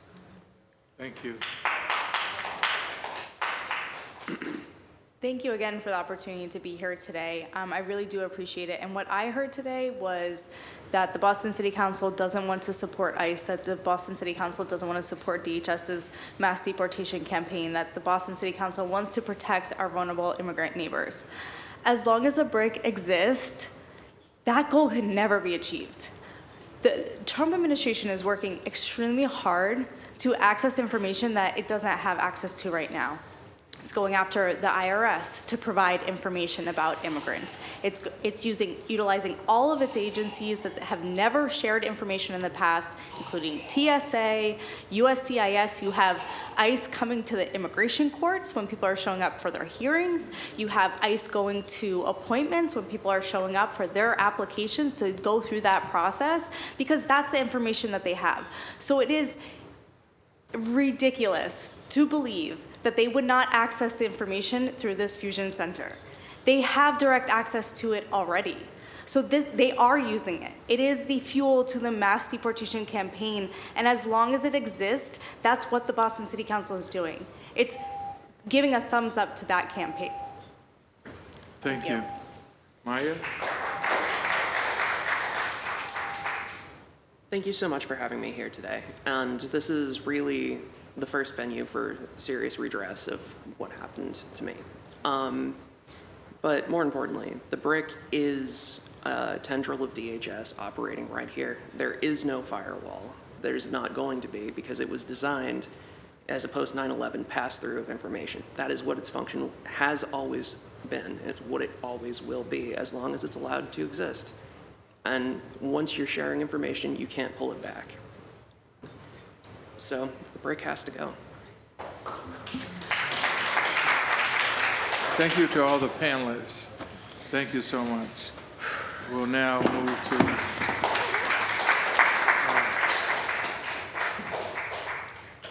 move to a public testimony.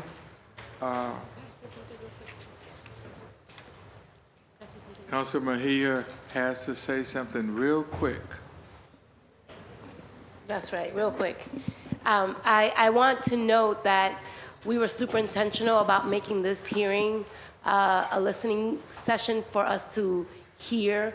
Normally, we would have the administration here, so I just don't want you all to think that we did not invite the administration. What we really wanted is to have this hearing be focused on the research, on the lived experience, and to create space for my council colleagues to hear a different perspective. And so that's, just wanted to just name that in case you all are wondering why the administration is not here. Thank you. For the public testimony, Alex Matheos. Yes, I'm going to take these 4 public testimonies first, then we'll go to the panelists. Thank you. Susan Mayor, Bernadette Murphy, and Linda Flores. You can step to the mic, starting with Alex. Hello. Thank you. Okay, the mic is You have working. 2 minutes. That's good. Hi, my name is Alex Matthews. I am the co-chair of Digital Fourth. We are a local volunteer civil liberties group that deals with privacy and surveillance issues. We've been researching and advocating around the BRIC since 2013. There are a couple of things I'd like to highlight regarding BRIC. First, there is a lot of pressure on BRIC from the feds. And the feds are very interested in identifying people who they perceive as being threatening along a number of axes that you may not be familiar with the federal government being interested in. They have identified as targets people who are, in their eyes, anti-Christian, anti-capitalist, or critical of traditional gender binaries. They are now targeting comments critical of AI or of data centers, and we just received word today that down in Pennsylvania, a fusion center is cooperating with that. New AI technologies enable any analyst to surface your entire online footprint, to integrate it, and to surface interpretations of how much you constitute a threat. The context and the legal constraints on this are flimsy. They exist. There is something referred to by Professor McQuaid called 28 CFR Part 23 that tries to make crime the police's business and things that are not crime not the police's business. Unfortunately, that does not work, and BRIC does not adhere to it and never has. It has many records and many databases not based on reasonable suspicion of an individual's involvement in a crime. Thank you. Thank you. Susan? Followed by Bernadette, and then Linda Flores. Hello, I'm Susan Moyer. I'm here as a member of the Old Dykes Against Billionaire Tech Bros. Trying to get his attention. Hi. So I think I would say, first of all, there are credible threats, very credible threats against our safety, the quality of our lives, against our communities. And I would say that I think that environmental destruction and mass surveillance supporting authoritarianism are bigger threats than domestic terrorism. So we're in the wrong ballpark. We're not going after the threats. One of the things I wanted to mention is there are 9 cities and towns in BRIC. What are the resources of Brookline versus Chelsea? Or Cambridge versus Winthrop? How are this massive amount of money spread around? Is it even? No, I would say probably lower resources in Chelsea and probably higher criminalization by the cops. So you've heard all about the abuses. You've heard the lies they tell. You've heard the market strategy. We're against the billionaire tech bros. They are selling you products so that they can get richer and richer and spend the summer on their yachts or on Mars. They can send one of them, send all of them.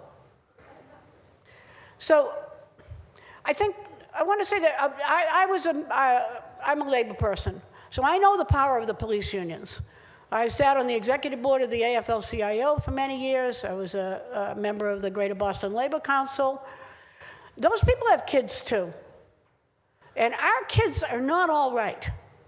And our kids are not all right because of authoritarianism and environmental destruction. Those are the credible threats to our lives. One other thing that I think is going to get mentioned on the next panel before I get cut off. What is the definition of domestic terrorism?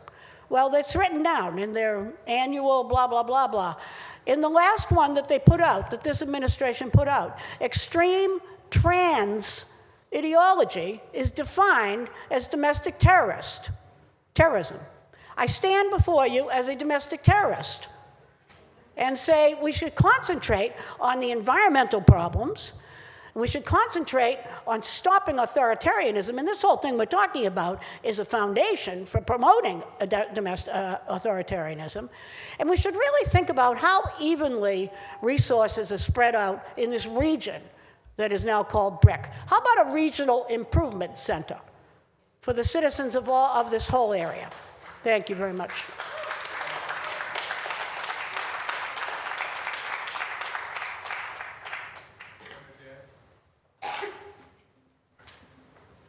And then Linda Flores. Hi. So I'm Bernadette Murphy. I'm a resident of Roslindale, and I'm a newly retired public school, high school teacher.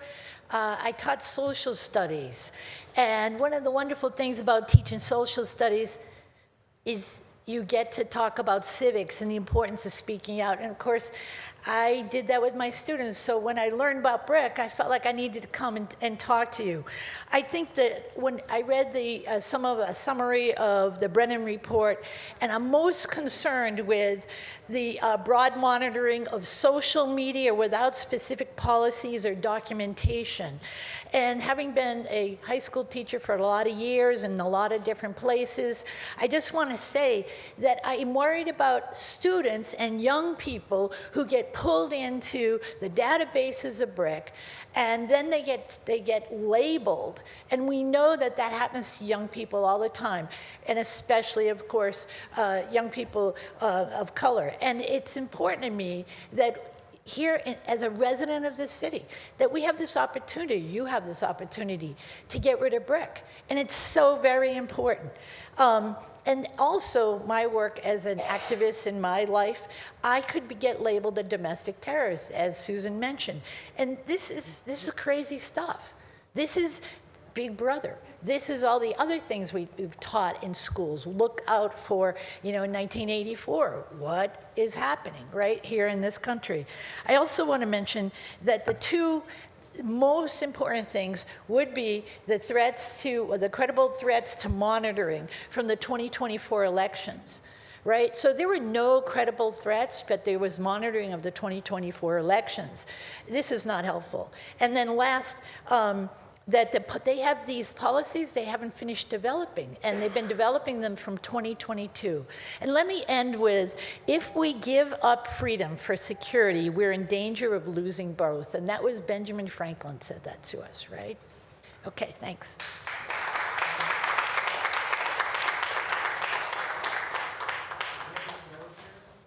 Linda Flores. Linda Flores. I am Linda Flores, but I'm an interpreter. Oh, you're an interpreter? Yeah, so I think... And you have no testimony? I don't, but okay. She is here. I believe I'm supposed to this young lady. We're going to get right to the panelists. So okay. There's no more requests from the public? No more? Well, let us move to the panelists now. Two of our panelists are on Thank you. Two of our panelists are virtual. Ali Finn and Sarah Stokes are virtual. And Sarah and Ali, we'll give you 7 minutes. I want to bring up the other two panelists, Wendy Lazo and Reverend Annie Gonzalez.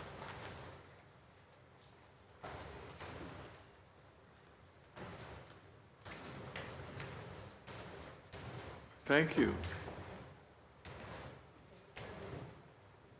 And Ali, you have 7 minutes, and then we'll move on to Sarah Stokes. Sarah, you'll have 7 minutes, and then we'll move to our panelists. Thank you. Ali, you have the floor. Wonderful. Can you hear me okay? Great. Thank you so much for having me. My name is Ali Finn. I'm a researcher and a policy advocate focused on surveillance technology, the impacts of AI systems and infrastructure, and technology policy. I currently work as the Director of Community Partnerships at the AI Now Institute. I'm here testifying in personal capacity. I've conducted research on the Homeland Security Grant Program, specifically the Urban Area Security Initiative, or UASI, since 2022, and research into BRIC and UASI over the past year and a half. My testimony will focus on how DHS's UASI program functions as a Trojan horse and who it serves and does not serve in Boston. So my first point is that UASI purports to support emergency response, but in reality diverts critically needed funding from actual emergency services and public health, trapping cities, including Boston, into increased spending on policing and surveillance and targeting of immigrants. UASI enables the federal government to further impose its priorities onto Boston and other localities. It looks like a multi-million-dollar gift, but it's actually a mechanism for federal control and harm to communities.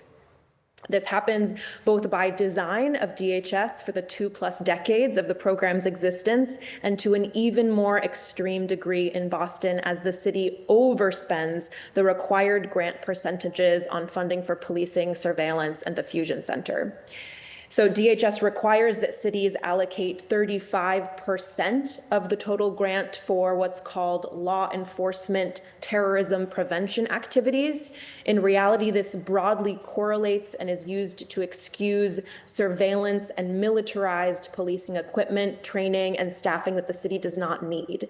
This percentage requirement has increased over the last 5 years from 25 to 35% from 2021, reducing the amount of funding available within the grant for actual emergency response. And it's DHS, not the city of Boston, that determines what these funds can be spent on. As I believe the council knows, DHS also requires that all grant recipients use the funds for at least one project for their local or state fusion center.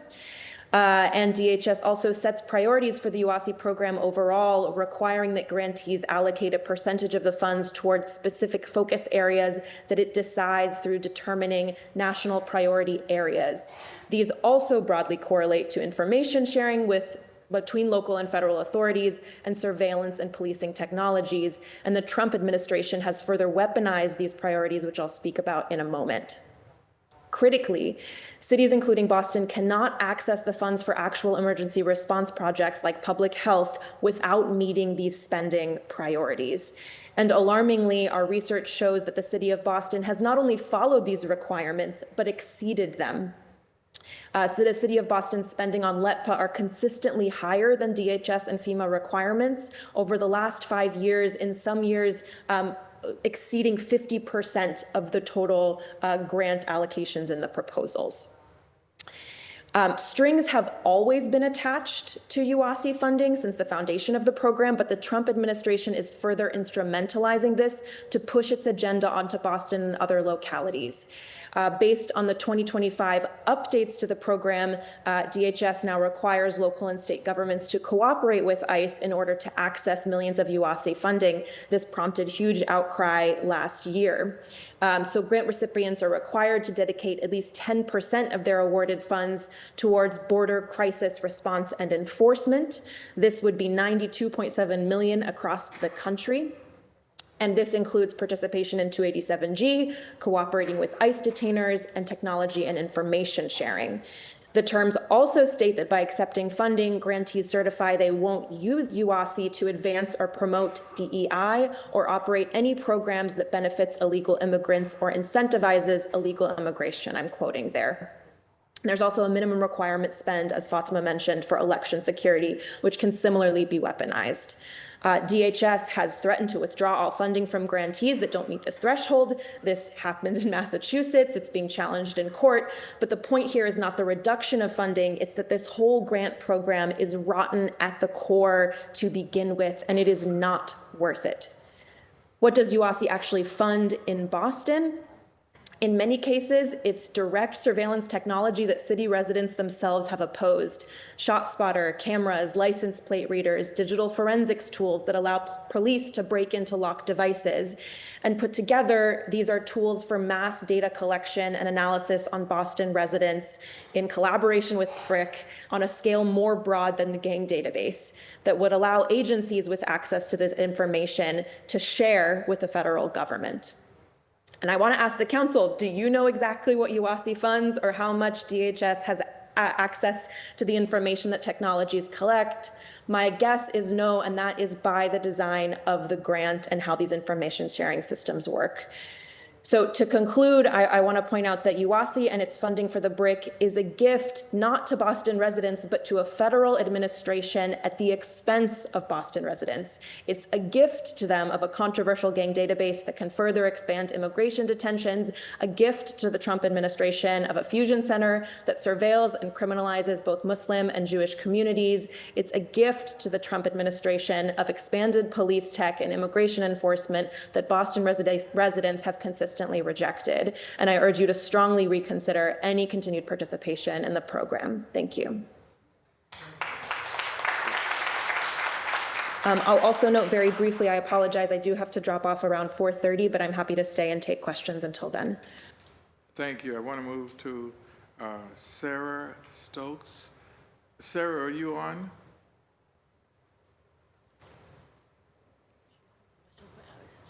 We're going to come back. Let me get to Sarah, then you'll win.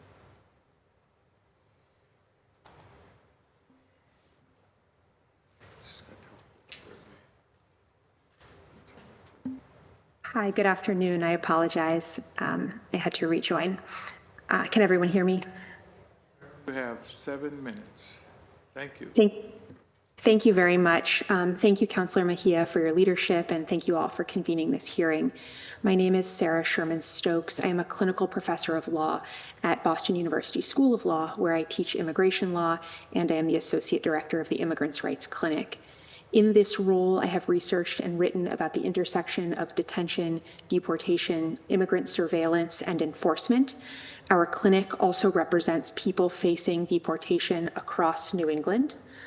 I'm here to tell you the story of one of those people, a young man named Orlando. Orlando was a high school student, a part-time restaurant worker, a son and a brother, when a mundane disagreement in a Boston high school cafeteria led to his arrest, detention, and deportation. When Orlando was a teenage student at East Boston High School, he had a verbal disagreement in the school cafeteria, basically a teenage rite of passage. But in Orlando's case, another teenager alleged, incorrectly, that Orlando was affiliated with a gang. This information, based on the unsubstantiated rumor of a teenage boy, was entered into the BRIC gang database. Shortly thereafter, ICE showed up at Orlando's family's home, arrested Orlando, held him in immigration detention for nearly 2 years. During this time, Orlando struggled mightily as we tenaciously fought his case. Sadly, Orlando became extremely depressed and then suicidal. He could not tolerate prolonged separation from his father and 2 brothers and being confined with adult men and the prospect of being deported to a place he had fled as a young toddler. Ultimately, ICE deported Orlando to El Salvador, where he now lives in fear and poverty. The only reason this happened, the only reason that Orlando was targeted, arrested, detained, and deported is because of the BRIC. The BRIC is a spy center. It is a centralized site of massive information sharing between law enforcement agencies and an incredibly popular surveillance tool. It is funded largely by DHS. The origin story of this fusion center, or of fusion centers in general, as others have said, is racist, it is Islamophobic, and bigoted. Fusion centers were created in the early 2000s in the wake of 9/11. And the racist anti-Muslim rhetoric that fueled the creation of fusion centers like the BRIC continue to inspire the way that the BRIC operates. The BRIC and other fusion centers consistently collect private, First Amendment, and constitutionally protected information about protesters, activists, and immigrant communities. In Greater Boston, the BRIC has surveilled lawful political activity, been the basis of intelligence reports on anti-war groups and local activists like Howard Zinn, the National Lawyers Guild, and the ACLU. BRIC has also surveilled the social media of Muslims as well as anyone using the Black Lives Matter hashtag. The BRIC also houses the gang database. 98% of people in the BRIC's gang database are people of color, and more than 75% of people in the database are Black men or teenagers. In 2022, the First Circuit Court of Appeals here in Boston expressed serious concerns about the BRIC's gang database and the flawed system for determining who is included, including kids like Orlando. The BRIC does not keep us safe. There was a question earlier about whether the BRIC keeps us safe, and in fact, there's no evidence that fusion centers like the BRIC have actually provided any kind of meaningful improvements to public safety or the pursuit of counterterrorism, their initial stated purpose. On the contrary, the unregulated and relentless sharing of sensitive information with little to no oversight or accountability has yielded massive privacy breaches. For example, in a 2020 data breach, hackers exposed hundreds of thousands of sensitive records from more than 200 state, local, and federal agencies collected in these fusion centers.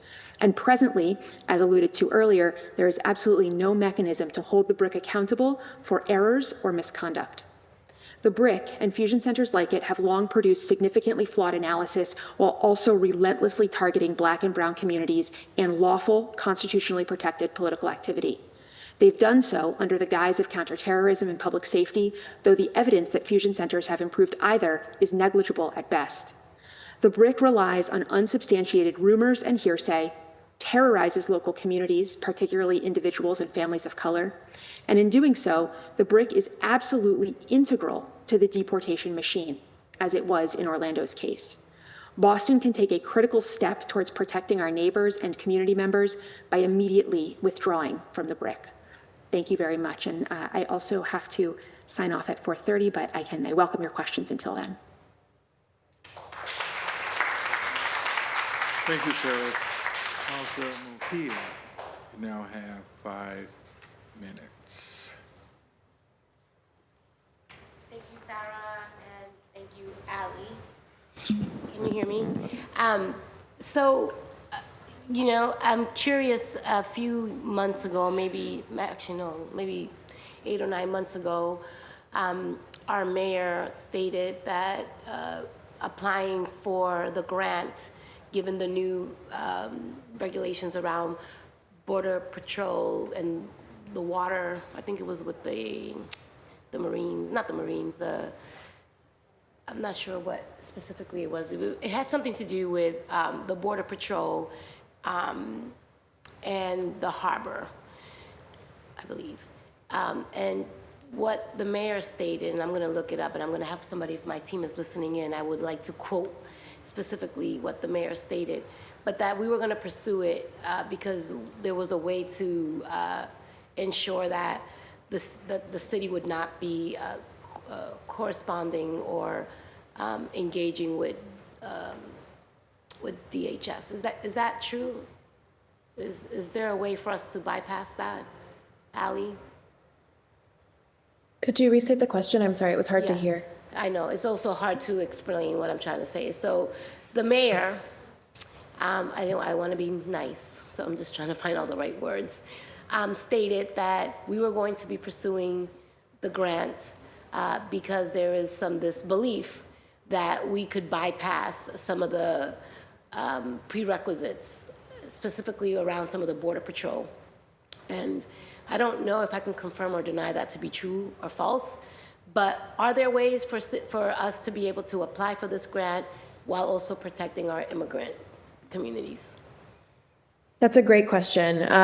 My understanding is that the city said, in applying for the 2025 funds, said that BRIC itself meets the border enforcement requirement and allocated the whole required 10% under BRIC in the application. To me, that says everything we need to know, that BRIC and fusion centers work in such a way that already aids immigration enforcement.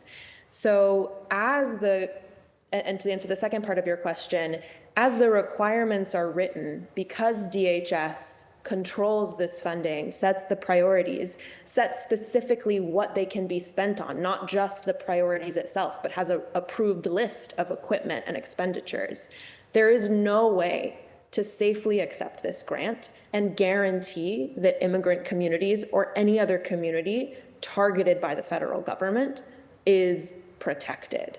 So I would highly, strongly encourage the council and any city that receives UASI funding to look for other sources of funding for actual emergency response. Okay. Did that answer your question, Councilor? Absolutely, and thank you for your patience as I was trying to formulate what I was trying to remember exactly what the words were in the article that I read, but I couldn't articulate. So thank you for understanding. But you actually answered the question, because I think it's important for my colleagues to know that while there is this belief, there is still harm that we are creating by accepting this grant. So thank you for articulating that.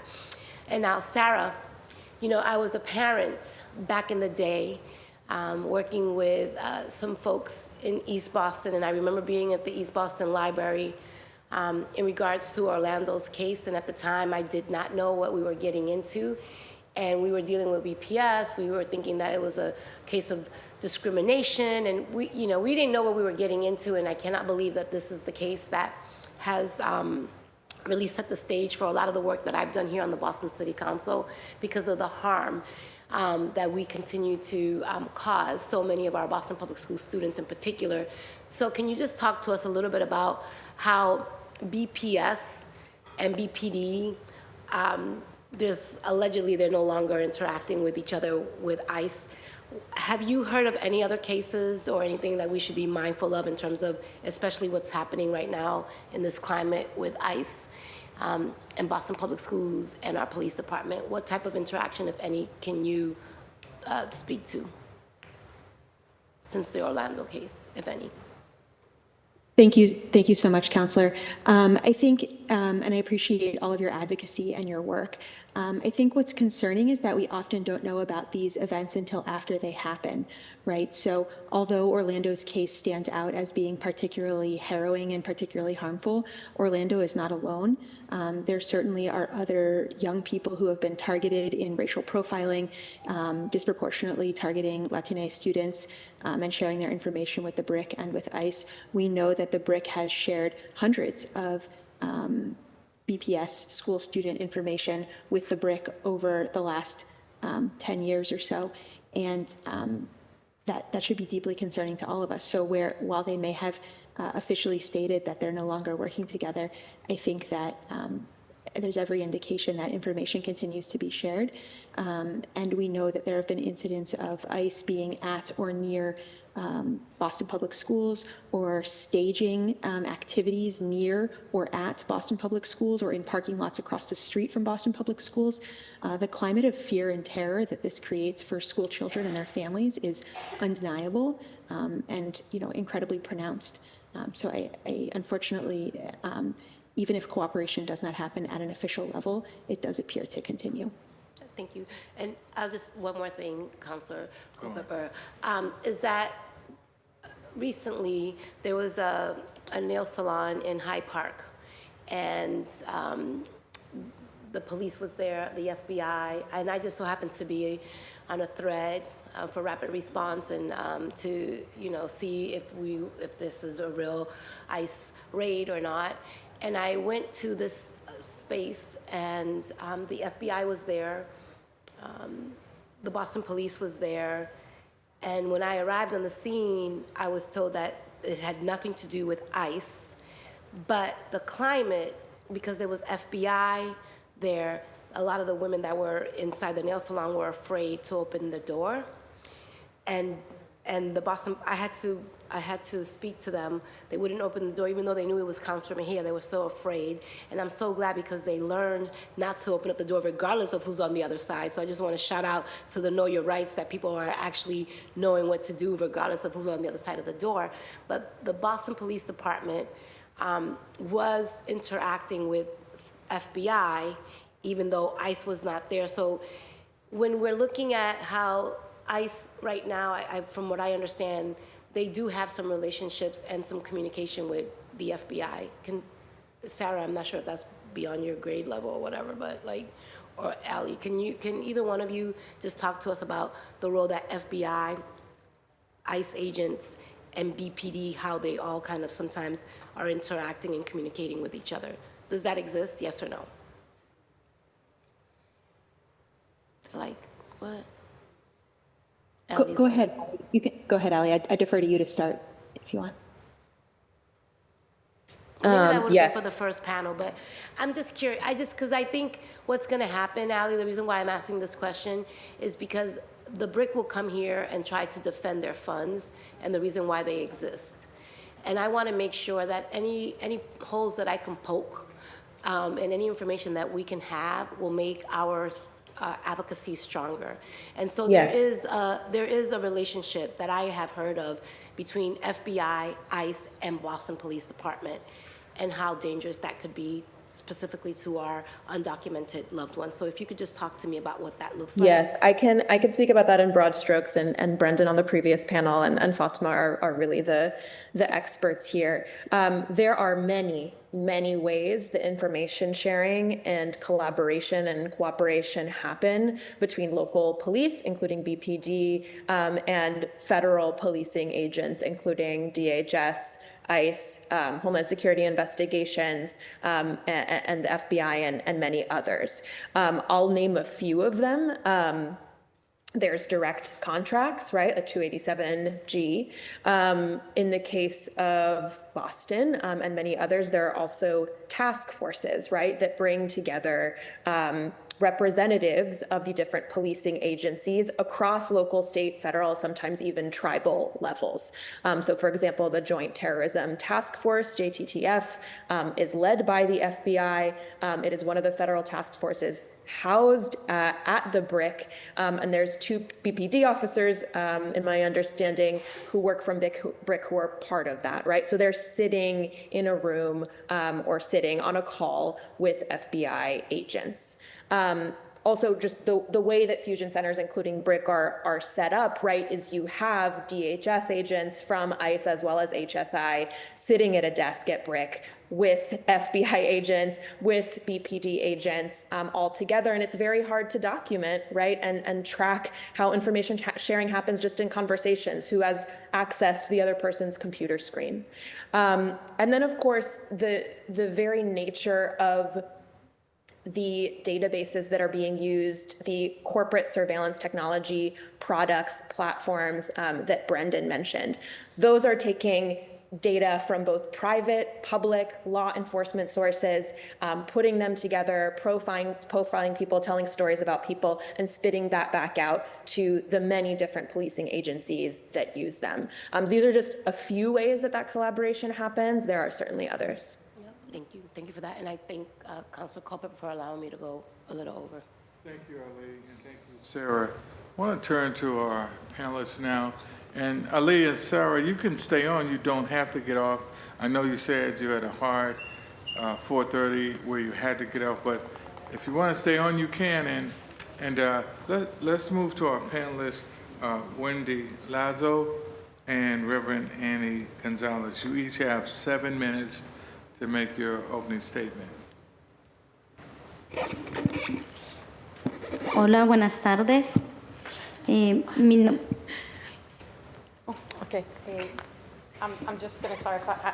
Can you hear me? Yes. I just want to clarify with her, just for the purpose, because we're all going to be out loud. I'm going to ask her that we're going to take this consecutively, interpreting consecutively.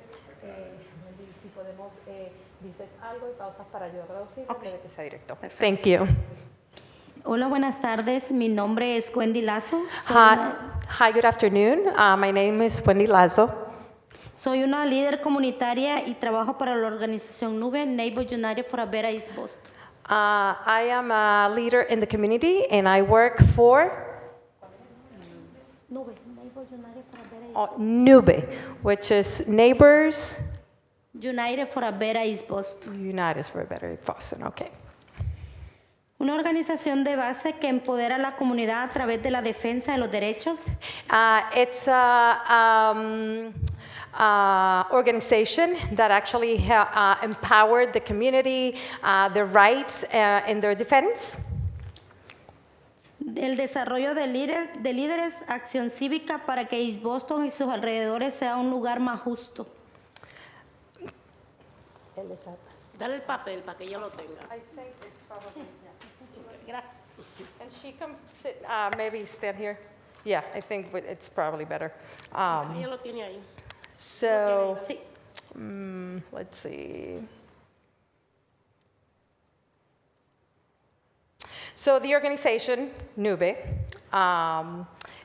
it empowers the community through the defense of people's rights, development of leaders, civic action in East Boston and its surroundings for a better or more just community.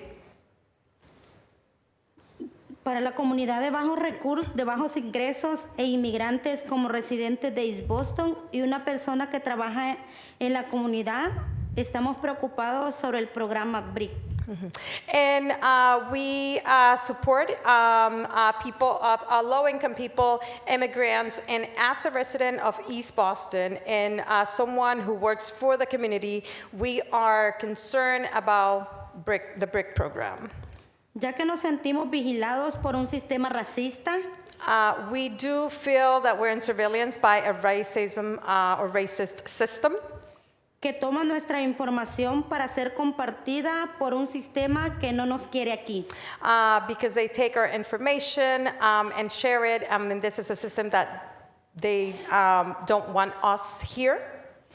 A pesar de ser parte de la construcción y economía de este país, Even though we are part of the development and the economy of the country, comparten toda nuestra privacidad y la gran mayoría de la comunidad está con miedo de dar su información o poner denuncias de abusos o violencia porque piden toda la información.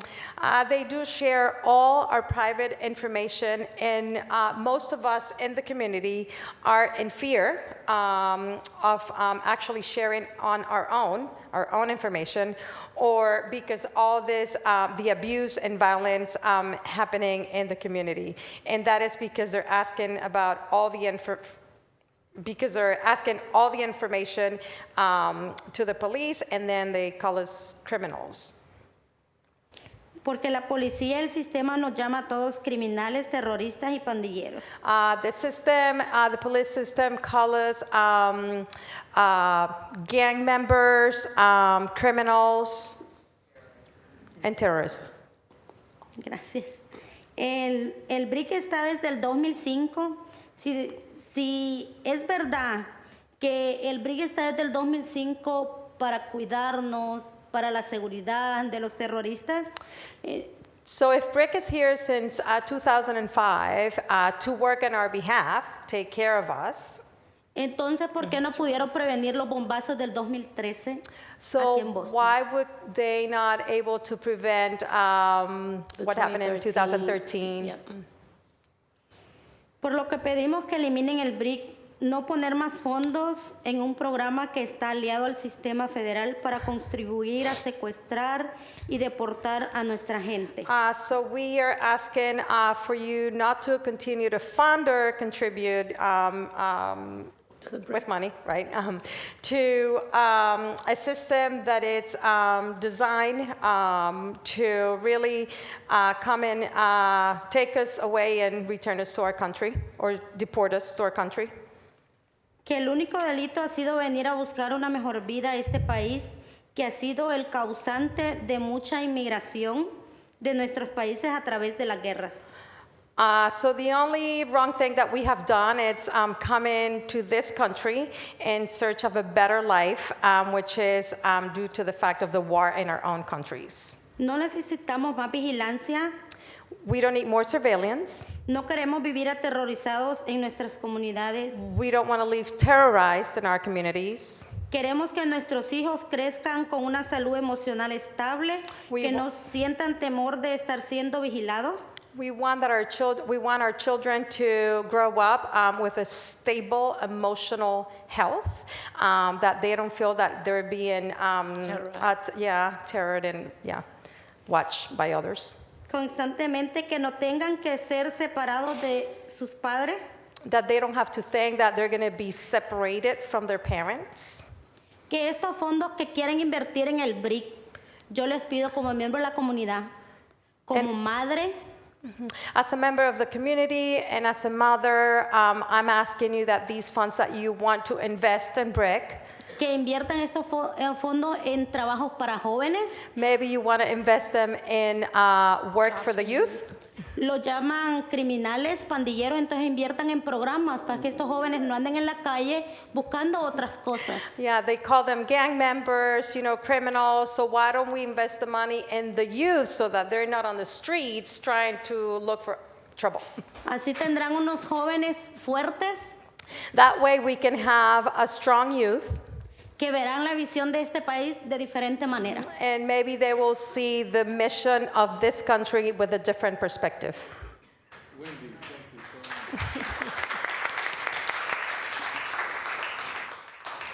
much. Reverend Gonzalez, you have 7 minutes. Thank you. Yes, as you said, I'm Reverend Annie Gonzalez. I live, sorry, my phone thinks I'm trying to talk to it. I am not. Okay. Sorry about that. I was a resident of Jamaica Plain from 2014 to 2022. I now live in Malden, and I serve a congregation in Bedford. I have been part of the core team of volunteers with the Boston Immigration Justice Accompaniment Network, otherwise known as BIJAN or Beyond, since we began in late 2017. I'm also a Unitarian Universalist minister. And one part of my job is to offer pastoral care, which is basically emotional support to people going through something hard. So I want to tell you a story, and it's actually a story that sounds very similar to the story that Sarah told you, but it's not the same person. And it's a story about me offering some pastoral care on Mother's Day in 2019. I met up with Maria, who is living in East Boston, at a McDonald's near the Suffolk County Jail. And at that time, ICE had a contract with the Suffolk County Jail. And her son was being held there by ICE. And she wanted to visit him, but she was so upset, she wanted some support before she went in to see her son. And she told me how her son had been put on the gang database. And she didn't know what BRIC was. She didn't know about how it operated, but what she told me was they said he was a gang member because of the color of shirt he was wearing. And she said, I gave him that shirt. I gave him that shirt for Christmas. And she knew about what gang violence can do to a community because she had come from El Salvador to this country because her daughters couldn't go to school where they were living. Because if they tried to go to school, they'd be raped on their way to school. And she said, I don't know, was it a good idea that I came here? Now my daughters are safer, but now they take my son away from me. She had to flee that violence just to end up with more violence. Her son was also deported, like Orlando. And after he was deported, I remember talking to her on the phone, and she said he doesn't even leave the house because he's too scared.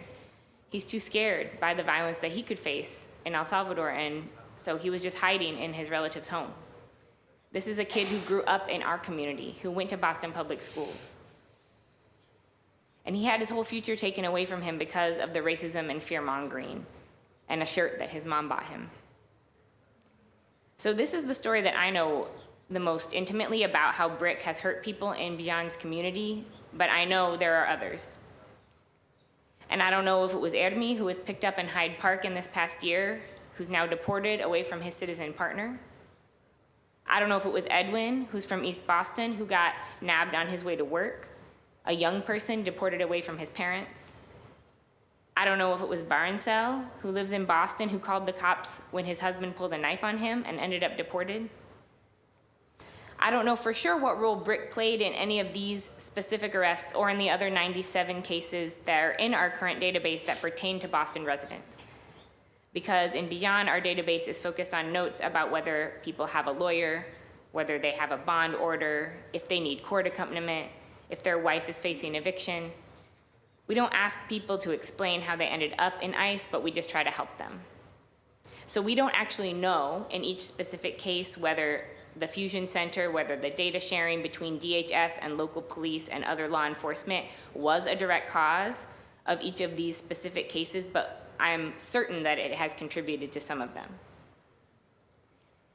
We get about one request each week for district court accompaniment. This is someone who's worried that ICE might show up when they go to a district court hearing. People are afraid to show up at these court dates that they want to attend because they don't trust the system, and they know that information is being shared between local law enforcement and DHS. And so they don't know what's going to happen. They want to go clear up the traffic violation, the domestic dispute, the conflict with their neighbor, but they fear that they'll be arrested by ICE. And all we can do is support them and go with them and try to mitigate that risk. The people we accompany are up against so much. They are people who fled their home country because they couldn't make enough money to survive, or because their loved ones were killed by gang members, or because they were gay and they couldn't be themselves, or because they were political organizers and they had threats on their life or were tortured by their governments. They're up against high housing costs and inflation and language barriers and racism. They do not need to be surveilled and put on gang databases. They do not need to be watched with cameras.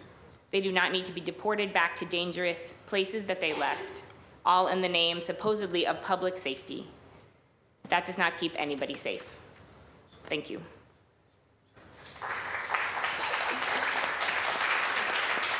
Thank you, Reverend. Counselor, you have 5 minutes. Thank you. Culpepper. Thank you.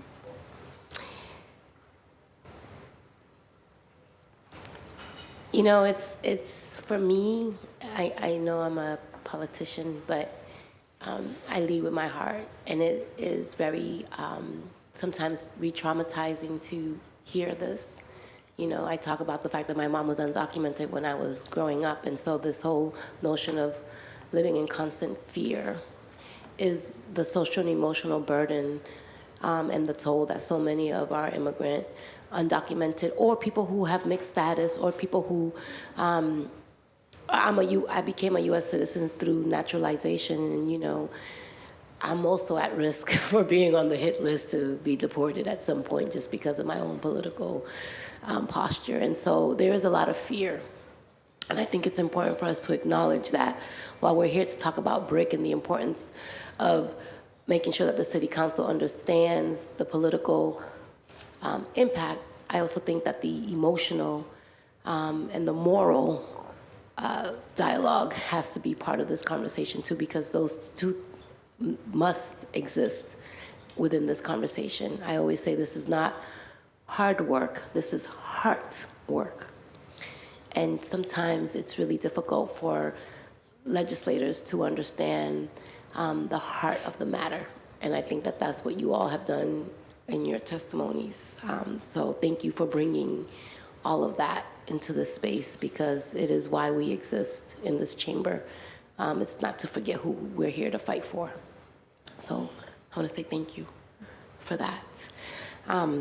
And so with that, I'm just curious if you can just either, you know, whoever's still on, whether it's online or here, talk to us a little bit about some of the community concerns that you have heard from the broader community about data collection and information sharing. Like, what are other folks saying in you know, your congregation, in la comunidad?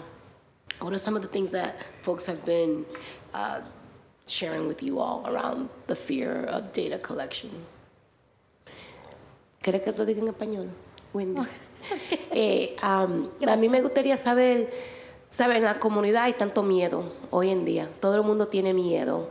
A mí me gustaría saber qué tú has oído de la comunidad sobre el miedo que ellos tienen con toda la información que están colectando, particularmente en la comunidad que no tienen estatus. Principalmente voy a poner de ejemplo yo. Soy una miembro indocumentada todavía, pero trabajo para mi comunidad, porque eso me da la fuerza para trabajar para ellos. I'm going to put myself as a first person in this situation, where I also work in the community, even though I have no documentation, and I support them. La comunidad tiene miedo porque sabemos y nos consta que la policía comparte información con ICE. So the community, we are scared because we know that the police, they are sharing information with ICE. Yo sé que muchos de aquí tal vez han escuchado el caso de Alejandro, salió en medios de comunicación. I know that many people in this place, they have heard about the case with Alejandro, that he came out in many places in the TV or communication places. Él tuvo un intercambio con un vecino. He has some issues with a neighbor. El vecino llamó a la policía. The neighbor called the police. El policía llegó y lo primero que hizo fue pedirle su documentación. And the police officer, he came, and the first thing that he asked was for his documents. Lo arrestó y lo trajo al centro de policía aquí de Boston. So he arrested Alejandro, and he brought him to the department, the police officers here in Boston. Eso pasó entre las 8 a 9 de la mañana. That happens around 8 or 9 in the morning. Fue el 20 de noviembre del 2025. November 20, 2025. De aquí de Boston lo llevaron a la corte de East Boston como entre las 11, 11 y media. From Boston, they got him to the court of East Boston around 11, 11:30 in the morning. Ese lapso de tiempo ellos tuvieron para compartir la información con ICE. During that time, they had enough time to share that information with the ICE department. Cuando Alejandro llegó a la corte de East Boston, ICE ya estaba ahí. When Alejandro got to the court of East Boston, ICE was already there. Y el juez lo absolvió de los cargos. And the judge, he took the judgment away. Y ahí mismo dentro, ICE le cambió las esposas de los policías de Boston a ICE. And in the same place, the people from ICE, they changed the handcuff from the police department, and they put their own handcuffs. Entonces, ¿cómo es que Boston es una ciudad santuario si comparte información con ICE? How is that Boston is a sanctuary city if they share information with ICE? Ese es el miedo de nuestra comunidad. And that's why our community is scared. That's right. Gracias. Gracias. Thank you. I wanted to ask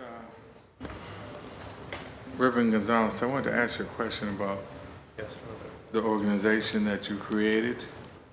And because the name is, thank you, because the name is Boston Immigrant Justice Company and Network, your major focus is accompanying different folks to and from court? So yes, that is one of the initial things we were doing when we named ourselves.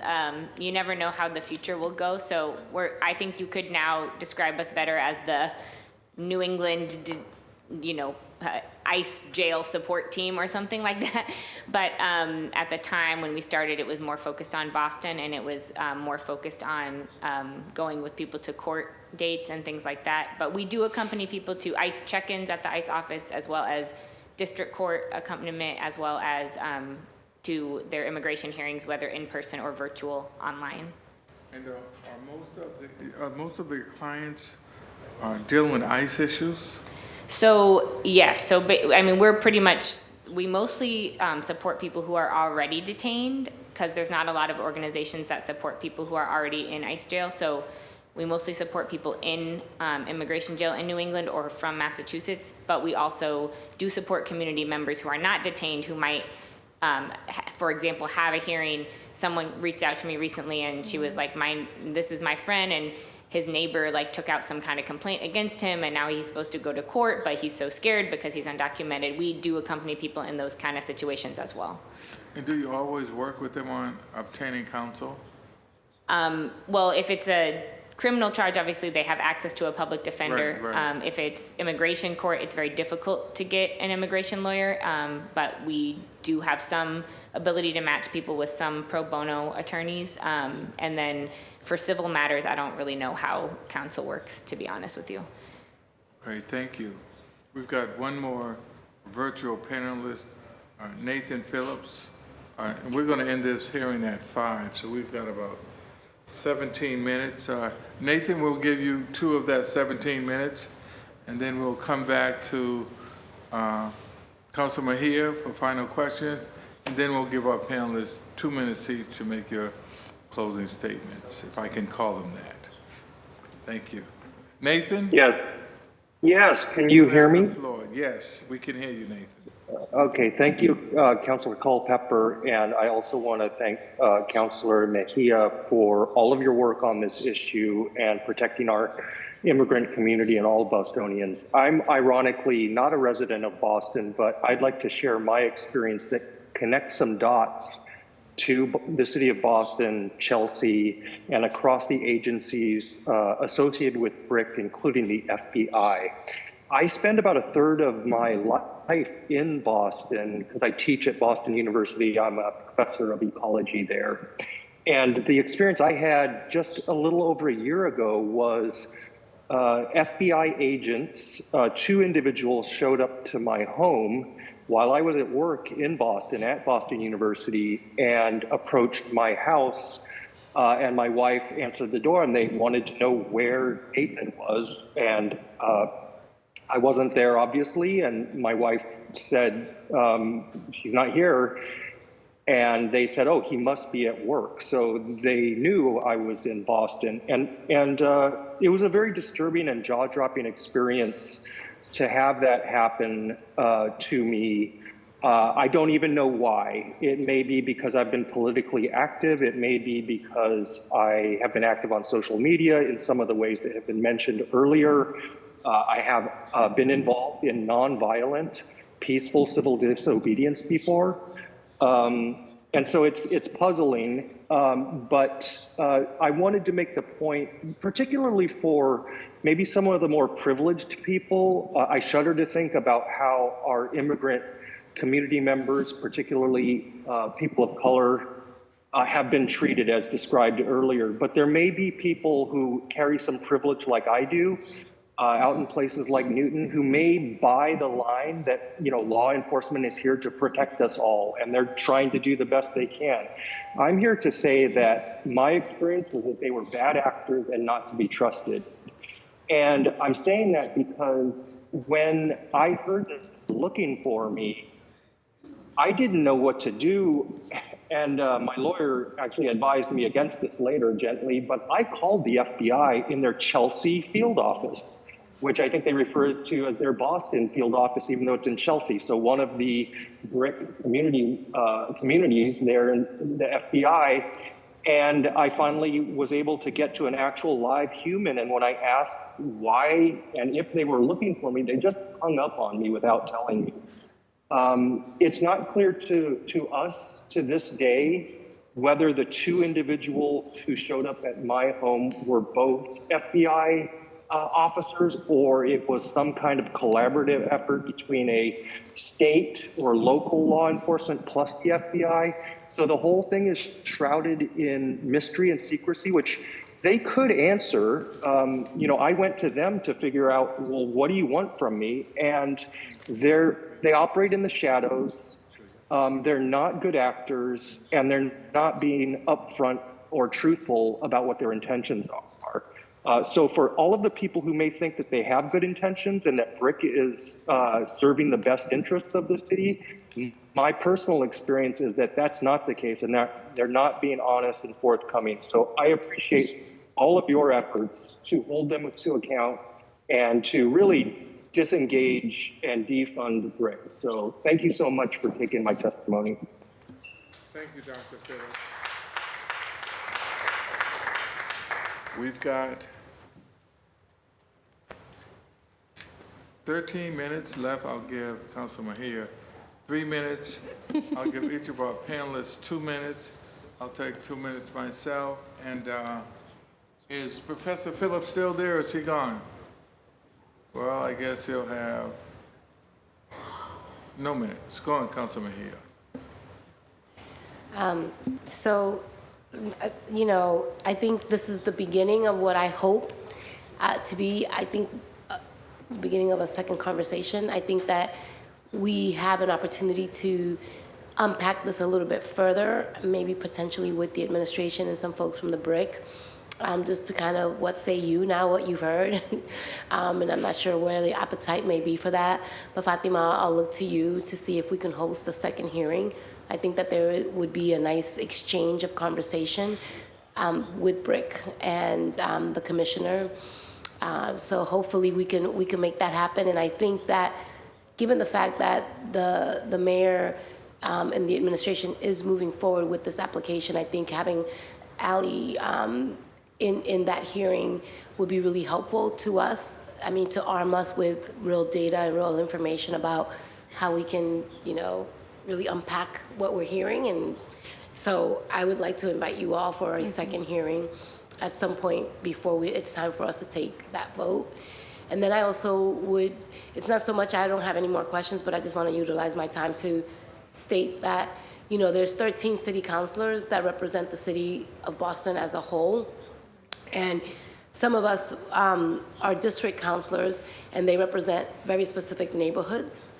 They may say, oh, that really is not an issue that really impacts the district that I represent. And this is what I've been saying to my colleagues is I don't care what district you represent, because the votes that you take impact the city as a whole.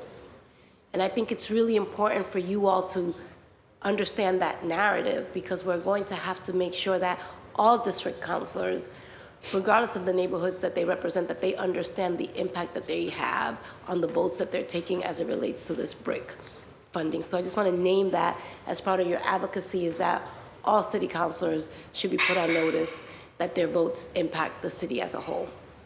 So I'm sharing that with the organizers so that you can make sure that they all know that. And then the last thing that I will say is that we are at a very interesting time in America. And I know that based on the budget hearings that we've been having and the budget fights that we've been having inside this chamber, is that people keep deferring to the threat that's happening on the federal level and how all eyes are on Boston as it relates to the Trump administration. And I want to just say is that we can chew gum and talk at the same time. That's an American thing. That's what y'all say, right? You can do two things at the same time. We can remain vigilant about what's happening with Trump while also understanding that on the local level, we also have to protect our immigrant loved ones, and that includes looking at how we're utilizing our financial resources to support and empower the police to surveil our communities. And so that has to be a part of the narrative that I'm going to share with you all, because it should not be, oh, Trump is looking at Boston and we should give the administration a pass at everything. No, but Trump is looking at Boston, and this is the reason why we need to be more vigilant on how we're utilizing our funding and our resources. So I just want to name that. And I want to thank Fatima and all of the organizations that have partnered with us since I've been a city councilor. I know that you have my commitment in this work, and I remain a resource here and however I can be helpful. So thank you for showing up the way that you did today. That's it. Thank you. You have 2 minutes, followed by Reverend Gonzalez. Then you'll have 2 minutes. And then I'll close it out in 1 minute. Thank you.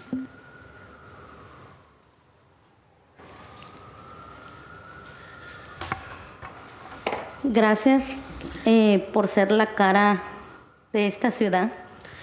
Lamento mucho, llevo 20 años aquí. Muchos de los concejales que están aquí, los conozco, han ido a mi comunidad y me da tristeza que ellos no estén aquí ahora para representar la comunidad que los tiene en esta silla.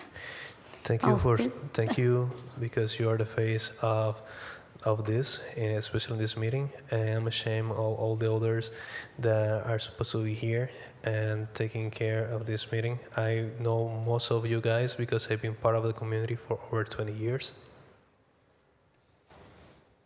Es lamentable porque nuestra comunidad necesita ahora de ellos, por el miedo, el temor, cuando no es por discriminarlos, pero ustedes tienen un privilegio que nuestra comunidad no tiene. So it's not because I don't want to say anything like type of discrimination, but you guys have a privilege that our community doesn't have. Ahora nuestra comunidad necesita de ustedes, que ustedes sean esas personas que representen a la comunidad como líderes verdaderos, como padres y como miembros de familias que están aquí, que han venido a trabajar y a luchar y también contribuyen a este país. So this is the time where you, as leaders of our community, the faces that represent us, to impound yourself, guys, and fight for our community like heroes, our family, parents of us, and doing the best for our community. Respondan a los impuestos que nuestra comunidad paga. I want you to respond to the taxes that our community pays.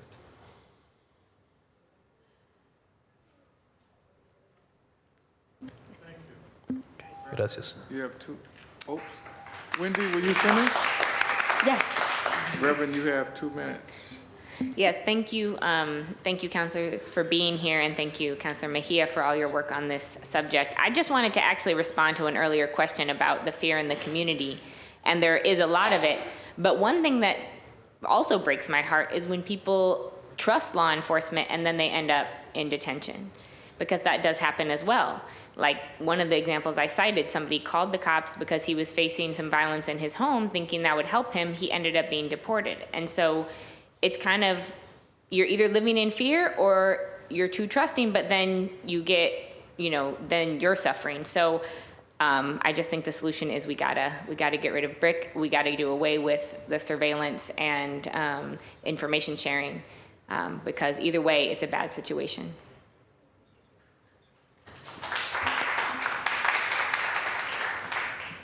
Let me just say this. Let me thank everyone, our panelists, our public, Councilor Mejia, Councilor Braden and Flynn and Pepin, for coming to talk about issues that we don't talk about.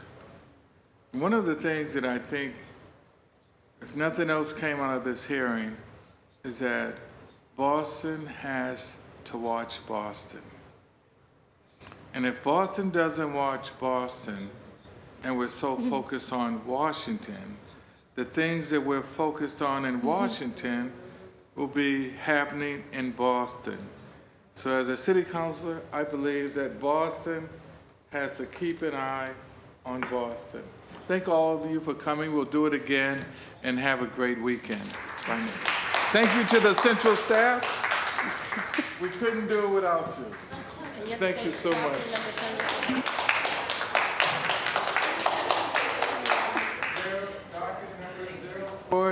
09 is now adjourned.